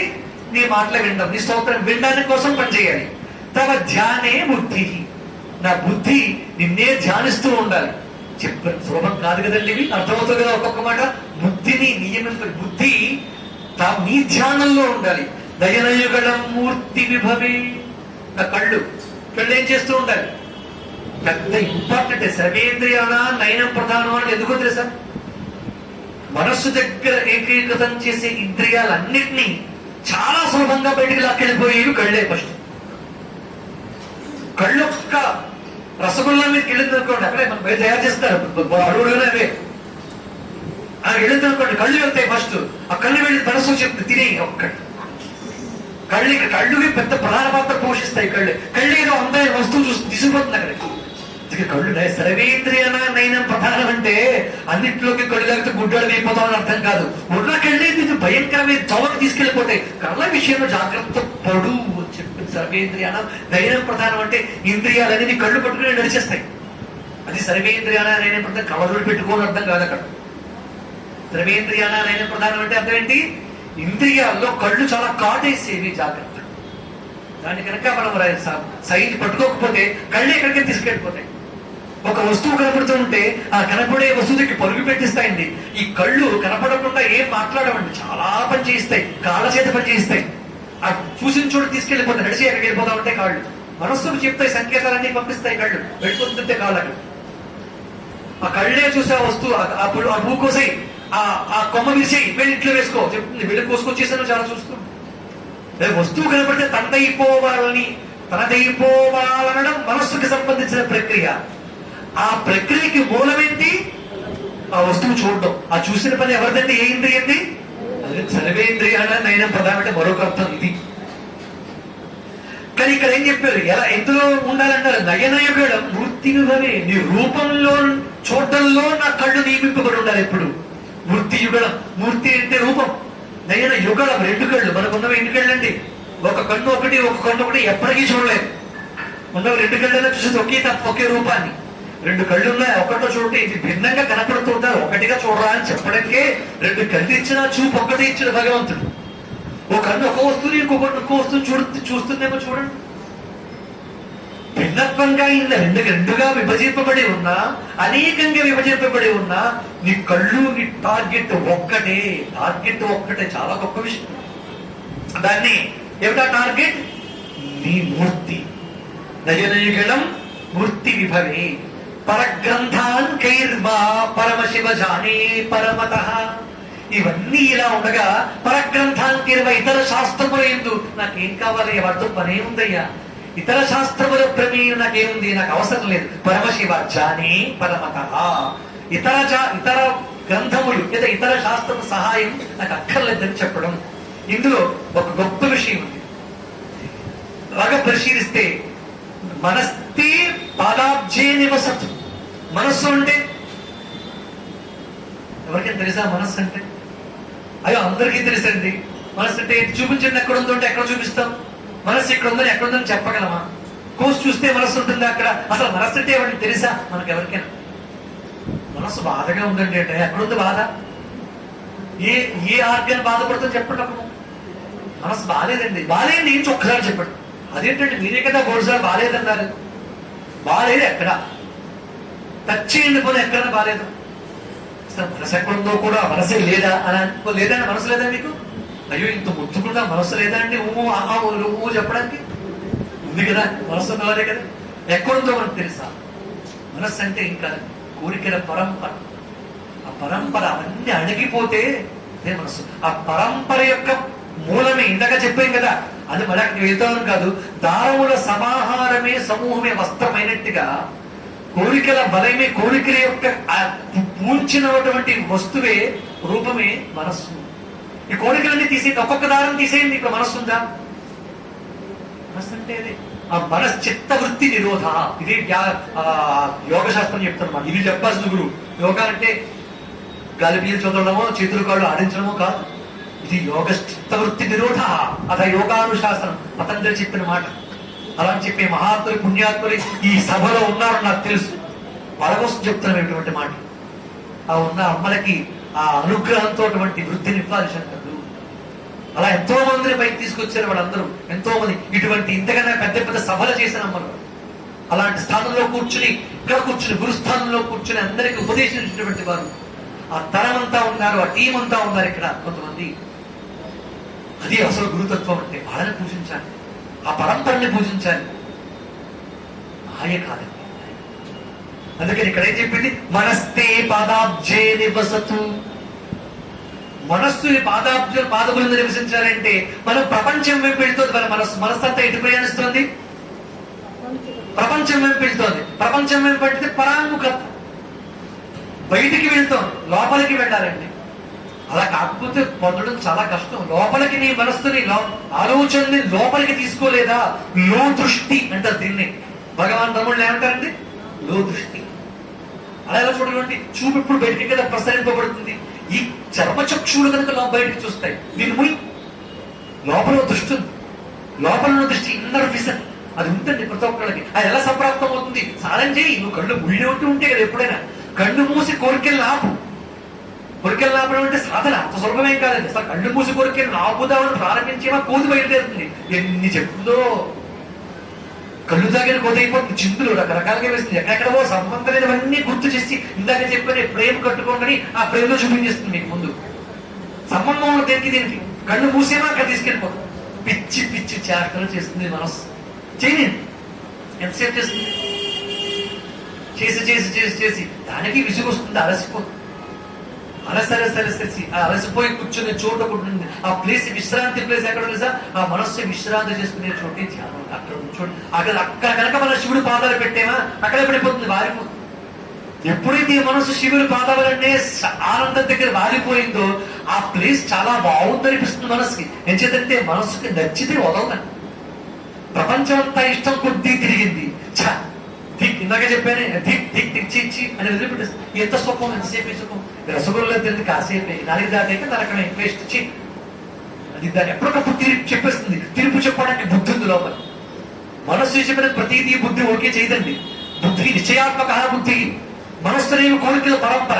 కానీ బుద్ధి ఒకటి నిశ్చయాత్మక బుద్ధినా యోగశాస్త్ర ప్రమాణంగా చెప్పుకున్నాం. బుద్ధి అంటే నిశ్చయం చేసి చూపించేది. మనస్సు చెప్పిన ప్రతిదీ జడ్జి చేసి చెప్తుంది బుద్ధి. అందుకని బుద్ధి వేస్ట్, ఇది తాత్కాలికం, ఏంటో వేస్ట్. ఆ బట్ట కొన్నా ఎక్కువసేపే ఉండదు. ఎక్కువసేపు ఎంత కంటికి నచ్చినా ఎక్కువసేపు ఉండదని బుద్ధి నచ్చ చెప్పి కొనకుండా చేస్తుంది.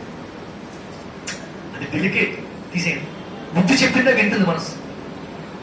అలాగే ప్రపంచ సుఖాలన్నీ అలసేసి తిరిగి వచ్చావు కదా, వేస్ట్ అవన్నీ. ఎదురు తిరుగుతావు, ఇలా కూర్చో, ఈ పాదాలు ఈ పేటేసాను, ఇక్కడ ఈ శివుడి పాదాలు ఉన్నాయి, ఇక్కడ కూర్చొని చూడు ఒకసారి. అది కనుక నచ్చేలా చెప్పి అక్కడ కూర్చోబెట్టగలిచేవా, మనస్సుకు నచ్చిందిగా నీ బాగుంది.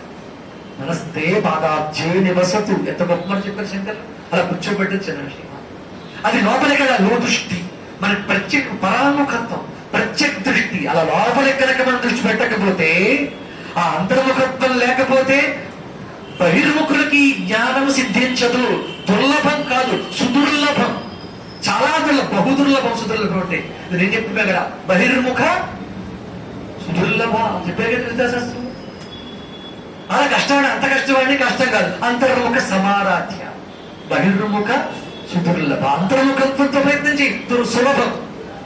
అంతర్ముఖత్వంతోనే సాధించగలం. దాన్ని మనస్తే పాదాబ్జే నివసతు వచః స్తోత్ర ఫణితౌ కరశ్చాభ్యర్చాయాం శృతిరపి కథా కర్ణన విధౌ. ఈ చెవులు, ఈ ఇంద్రియములు, ఈ కనులు, ఇవన్నీ ఈ పనులు చేస్తూ ఉంటే ఇంకా మనస్సు వదిలిపెడుతుందా వాటిని? పైగా అలా కాదండి, వీటి పనులు వేరే అప్పచెప్పామంటే ఆ ఇంద్రియములు వృధా. దీన్నే ప్రహ్లాదుడు అంటాడు, కమలాక్షుల చించు కరములు శ్రీనాథు వర్ణించు జివ్వ సురరక్షకుని చూచు చూట్కులు శేషసాయికి మృక్కు శిరము విష్ణుని ఆకర్ణించు వీణులు మధుబైరదవిలిన మనము భగవంతునలగులు పదములు పురుషోత్తముని మీది బుద్ధి. అలా కాకపోతే అది బుద్ధి కాదు, పురుషోత్తముడికి చేరకపోతే అది బుద్ధి కాదు. అశాంత స్వరూపం. అక్కడ ఈ అన్ని ఉపశమించేటటువంటి ఇంద్రియములన్నీ ఉపశమించి ఆ శాంత స్థితి మనస్సు దగ్గర, ఆస్వాదన దగ్గర అక్కడ నిలబడింది. ఆ శివ రసామృతం దగ్గర కనుక మనం మనస్సుని పాదాబ్జి శివుడు పాదాలు ఎందుకు పెడితే దానికి జన్మల సంస్కారముల వాసనలన్నీ పోయి చాలా ప్రశాంతంగా ఉండే స్థితి తీసుకుంటుంది. అది ఎక్కడ జరుగుతుంది? శివుడి పాదముల దగ్గర తప్ప ఇంకా ఎక్కడా లేనటువంటిది అని చెప్తున్నారు గురువు గారు. పరగ్రంథాన్కైర్వా, చివరిగా ఒక మాట చెప్పి ముగిస్తుంది నాటి ప్రసంగం. పరగ్రంథాన్కైర్వా అని అందరికీ ఇతర శాస్త్రముల సహాయం ఏముంది, నాకు అవసరం లేదు అని చెప్పడం ఒక అర్థం అయితే, దీన్ని జిజ్ఞాసులు జ్ఞానాన్ని ఆస్వాదించి ఆనందించే వాళ్ళు కొందరు ఉన్నారు కనుక వాళ్ళ కోసం చెప్పాల్సిన అవసరం కూడా ఉంది. దీన్ని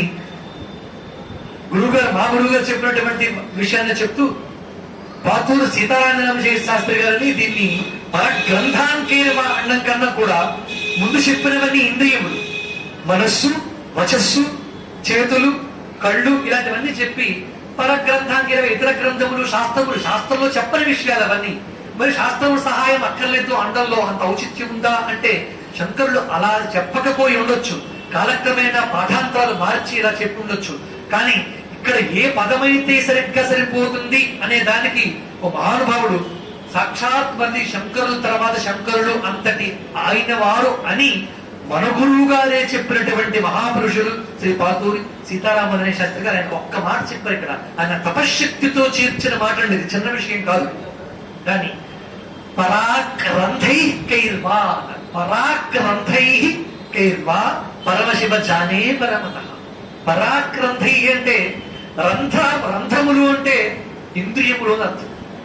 ఇక్కడ దాకా ముందు చెప్పినవన్నీ ఏంటి? ఇంద్రియములే. మనస్సు, కనులు, చెవులు, ఇవన్నీ ఏంటి? ఇంద్రియములు. పరాగ్రంథై అంటే ఇంద్రియములు బయటికి ప్రసరిస్తే అటు ఉపయోగం ఉందా? అవి భగవంతుడిని పొందగలవా? పరాగ్రంథైర్వా బయటికి వెలువడిన రంధ్రములు అంటే ఏంటంతో ఇంద్రియములు. పరాగ్రంథై అంటే ప్రత్యేక లోపలికి తిరిగినటువంటి లో దృష్టి అని చెప్పేమైందాక ఇంద్రియములు వెనుదిరిగితే అంటే తమ స్వస్థానములకు చేరుకుంటే, అది ఇంద్రియములని ఎక్కడ చేరాలి? మనస్సుకి చేరాలి. దానికి ఔచితీయవంతమైన అర్థం ఏంటది? పరాక్రంధైర్వ, బయటికి వెళ్ళిన ఇంద్రియములతో నాకేంటి పని? ఇంద్రియములు బయటికి వెళ్ళిన ఇంద్రియములు నాకు ఉపయోగం లేదు. లోపలికి వెళ్ళిన ఇంద్రియములు, దృష్టి కలిగిన ఇంద్రియములు ఉన్నాయే, అవి మనస్సు నీ పాదములు ఎందుగాక, నీ స్తోత్రములు పఠించుగాక, చేతులు నీ పూజ చేయుగాక అనే దాంట్లో చెప్తూ పరాక్రంధైర్వ అనడం ఔచితీయవంతమైంది. కాస్త సంస్కృత సాన్నిహిత్యం సంబంధం ఉన్న వాళ్ళకి ఇది ఇంకా ఆనందంగా అనిపిస్తుంది అని గురువుగా చెప్పిన వృత్తాంతాన్ని కూడా మనం ఇప్పుడు తెలియజేసుకున్నాం. ఇక ఈ రోజు ప్రసంగం ఈ స్తోత్రంతో 7వ శ్లోకంతో పూర్తయింది. ఒక రకంగా భయం కూడా, చాలా శ్లోకాలు ఉన్నాయని, కానీ కడుపు నిండా తింటున్నామన్న ఆనందం ఒకటి ఉంది. ఆ ఆనందంతో, ఈ బలంతో, ఈ శక్తితో 8వ శ్లోకంతో రేపు చిన్న మార్పుతో ముందు శాంతి మంత్రం చెప్పుకుని రేపటి విషయాన్ని తెలియజేస్తాను. స్వస్తి ప్రజాభ్య పరిపాలయంతాం న్యాయేన మార్గేణ మహిమహీషాః గోబ్రాహ్మణేభ్యః శుభమస్తు నిత్యం. లోకాః సమస్తాః సుఖినో భవంతు. కాలే వృషతు పర్జన్యః పృథివీ సస్యశాలినీ. దేశోऽयं క్షోభరహితో బ్రాహ్మణాः సంతు నిర్భయాः. అపుత్రాः పుత్రిణः సంతు పుత్రిణः సంతు పౌత్రిణः. అధనాः సధనాः సంతు జీవంతు శరదాం శతం. మంగళం కోసలేంద్రాయ మహనీయ గుణాత్మనే చక్రవర్తి తనూజాయ సార్వభౌమాయ మంగళం. శ్రీ విశ్వనాథాయ మంగళం. విశ్వనాథ పదారవిందార్పణమస్తు. 8వ శ్లోకంతో రేపు ప్రారంభం చేసుకుందాం. ఒక చిన్న సవరణ, ఒక చిన్న మనవి. రేపటి రోజున మీ అనుమతితోటి ఉదయాన్ని ఇక్కడ ప్రసంగం పెట్టుకోవాలనుకున్న వారితో చెప్పడం జరిగింది. అయితే ఇంకా అనుమతి స్వీకరించింది కనుక ఒకసారి మీ అన్నారు కనుక సంతోషం. రేపు ఉదయం 8:30 గంటలకి ఇక్కడ వ్యాస పూజ. అర్థమవుతుంది కదా ఏం పూజ అండి? గురు పూజ అంటే ఏవో గురు రూపాలకు పూజ చేయకూడదు. ఇందాక చెప్పింది అదే, వేదం చెప్పని వాడికి పూజ చేస్తే పాపం వస్తుంది. ఆ దోషం మనం ఇక్కడ కాశీలో పొందడం నాకు ఇష్టం లేదు. వ్యాస పూజ, వ్యాసుడికి పూజ చేసి, అది గురువు. ఎందుకని ఇంత స్వాన్మయం మనకి ఇచ్చింది జగద్గురువులు వ్యాసుడు. అక్కడికి వెళ్ళే వేళ భోజనాలకి కైలాష్ మట్టికి అక్కడ ఏం చెప్పారు? ఎవరు జగద్గురువులు అంటే ఎవరని చెప్పారు? శంకరాచార్య చరిత్రయే చెప్తారు. అక్కడికి వెళ్ళాలి, ఇక్కడ అదే ఆయన చెప్పింది ఇక్కడ, ఆయన గురించి చెప్పింది అక్కడ. ఏం తేడా? రెండో ఒకటే నా దృష్టి. శివానంద లహరి ఒకటే, అది శివుడి చరిత్ర, ఇది శివుడి చరిత్రే. ఆయన ఇది కపర్ది అయిన జటాచూటం కలిగిన శివుడి చరిత్ర, ఆయన మండలం చేసుకున్నటువంటి శివుడి చరిత్ర, రెండు ఒక్కటే నా దృష్టి. అందుకని ఆయన కూడా జగద్గురువులు. జగద్గురువులు పూజించడమే గురు పూజ అంటే. గురు పూర్ణిమ అంటే, గురు పూర్ణిమ అంటే వేరే వేరే దేవతల పూజ కాదండి. గురు పూర్ణిమ అంటే వ్యాస పూర్ణిమ. పెడార్థాలు తీస్తూ ఉంటారు, వేరే వేరే పొద్దులు పెడతారు, వాటిల్లో అదే గురు పూజ అనుకుంటారు. అంటే ఇంత చెప్పినా కూడా బాధేస్తుంది. అలాగే వస్తాయి ఇప్పుడు నాకు తెలుసు. సంవత్సరం కాబట్టి చూస్తున్నాను ఈ విషయం, కొత్త ఏం కాదు. అయినా సరే వదిలిపెడతారు. గురువు అన్నవాడు జగద్గురువుల నుంచి, మన గురువుల నుంచి ఎలా తరించాలో, ఎలా తరింపు చేయాలో చెప్పడం అనే బాధ్యత తీసుకున్నప్పుడు మాకు కూడా ఏముంటుందంటే, వాళ్ళ తప్పులు జరుగుతూ ఉన్నా సవరించడం, దాన్ని మృదువుగా స్వీకరించడం లాంటివి ఉండాలి తప్ప వేరే ఎటువంటి ఆలోచన అంటే ఏం లేదు. అలానే అక్కడైనా పరిపూర్ణంగా ఇంద్రియాలు లగ్నం చేసి ఈ తరహాలో ఉండగలరా అంటే అది లేదు. ఆ బలం ఉండదు. అక్కడికి వెళ్ళినా పరాక్ దృష్టి, ప్రత్యేక దృష్టి అక్కడ లేదు. ఇప్పుడు చెప్పే కదా, ఇక్కడ పరాగ్గానే ఉంటారు. అయితే జగద్గురువుల్ని అర్చించుకోవడం, వ్యాసుడిని పూజించుకోవడం, రేపు ఒక వ్యాస రూపాన్ని ఇక్కడ పెట్టుకుని ఒక మంత్రపూర్వకంగా ఆవాహన చేసి ఆ వ్యాస పూజ ఉంటుంది ఉదయం. అది కాక పరంపరగా ఇంతగా చెప్పే కదా, అటు పెట్టిన కరెంట్ వ్యాసుడు అయితే, ఇటు పట్టుకున్న కరెంట్ మన గురువులు. మన గురువులు కూడా ఎవరున్నారో వాళ్ళు కూడా స్మరించుకుందాం రేపటి రోజున. అస్మద్ ఆచార్య పర్యంతం అని కదా గురు పరంపరకి అర్థం. మన ఆచార్యులు మనకి మంత్రోపదేశం చేసిన వారి గురువులు, మనకి జ్ఞానాన్ని అందిస్తూ ఉన్న గురువులు ఎవరున్నారో వాళ్ళని స్మరించుకోవడం.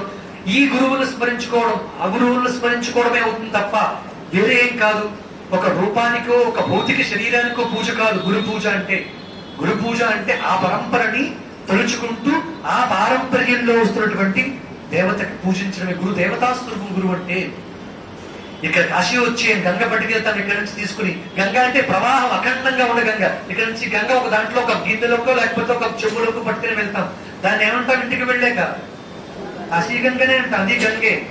అలాగే అక్కడ బయలుదేరిన పరంపర శంకర భగవత్పాదుల వారి దగ్గర నుంచి బయలుదేరిన, లేదా సదాశివ సమారంభం సదాశివుడి దగ్గర నుంచి బయలుదేరిన గంగ ఏదైతే ఉందో నన్ను తరింపచేయడం కోసం వచ్చిన గురువు దాకా కూడా ఆ గంగ కాశీ గంగ ప్రవాహమైతే ఈ గంగ చెంబుతో తెచ్చుకున్న గంగ రెండు ఒకే కాశీ గంగ లాగా నా గురువుకి జగద్గురువుకి భేదం లేదే భావనతో చేసే పూజే గురు పూజ. అటువంటి గురు పూజను రేపు గురు పూర్ణిమ రోజున చేసుకోబోతూ ఉన్నాం. వ్యాస పూజ ఉదయం 9 గంటలకు ప్రారంభించి 10 గంటల వరకు చేసుకున్న తర్వాత 12:30కి మళ్ళీ అక్కడ భోజనాలు ఉంటాయి కనుక 12 గంటలకే మనం ప్రసంగం పూర్తి చేసుకుందాం. రేపు సాయంత్రం అందరూ కూడా గంగాహారతికి వెళ్లాల్సిన అవసరం ఉంది కనుక వాళ్ళు అక్కడికి వెళ్ళడానికి సిద్ధంగా ఉన్నారు, ఎదురు చూస్తూ ఉన్నారు కనుక రేపు సాయంత్రం 5 గంటలకే గంగాహారతికి వెళ్ళడం ఉంటుంది. 5 గంటలకల్లా దశాశ్వమైన ఘాటి దగ్గరికి అందరికీ రావాల్సి ఉంటుంది. రేపు ఉదయం 9 గంటలకే ఇక్కడికి మేము రావచ్చు కదండి. 9 గంటలకు వచ్చి 10 గంటల వరకు గురు పూజ చేసుకుని ఏదో ఒక భజన, ఒక చిన్న గురుస్మరణ, స్వామివారికి వ్యాసుడికి అర్చన చేసుకుని అటుపై 10:30కి ప్రారంభించుకుని 10:30 నుంచి 12 గంటల వరకు శివానందలహరి 3వ రోజు ప్రవచనంలోకి వెళ్తాం. శుభం భూయాత్. సర్వే జనా సుఖినో భవంతు.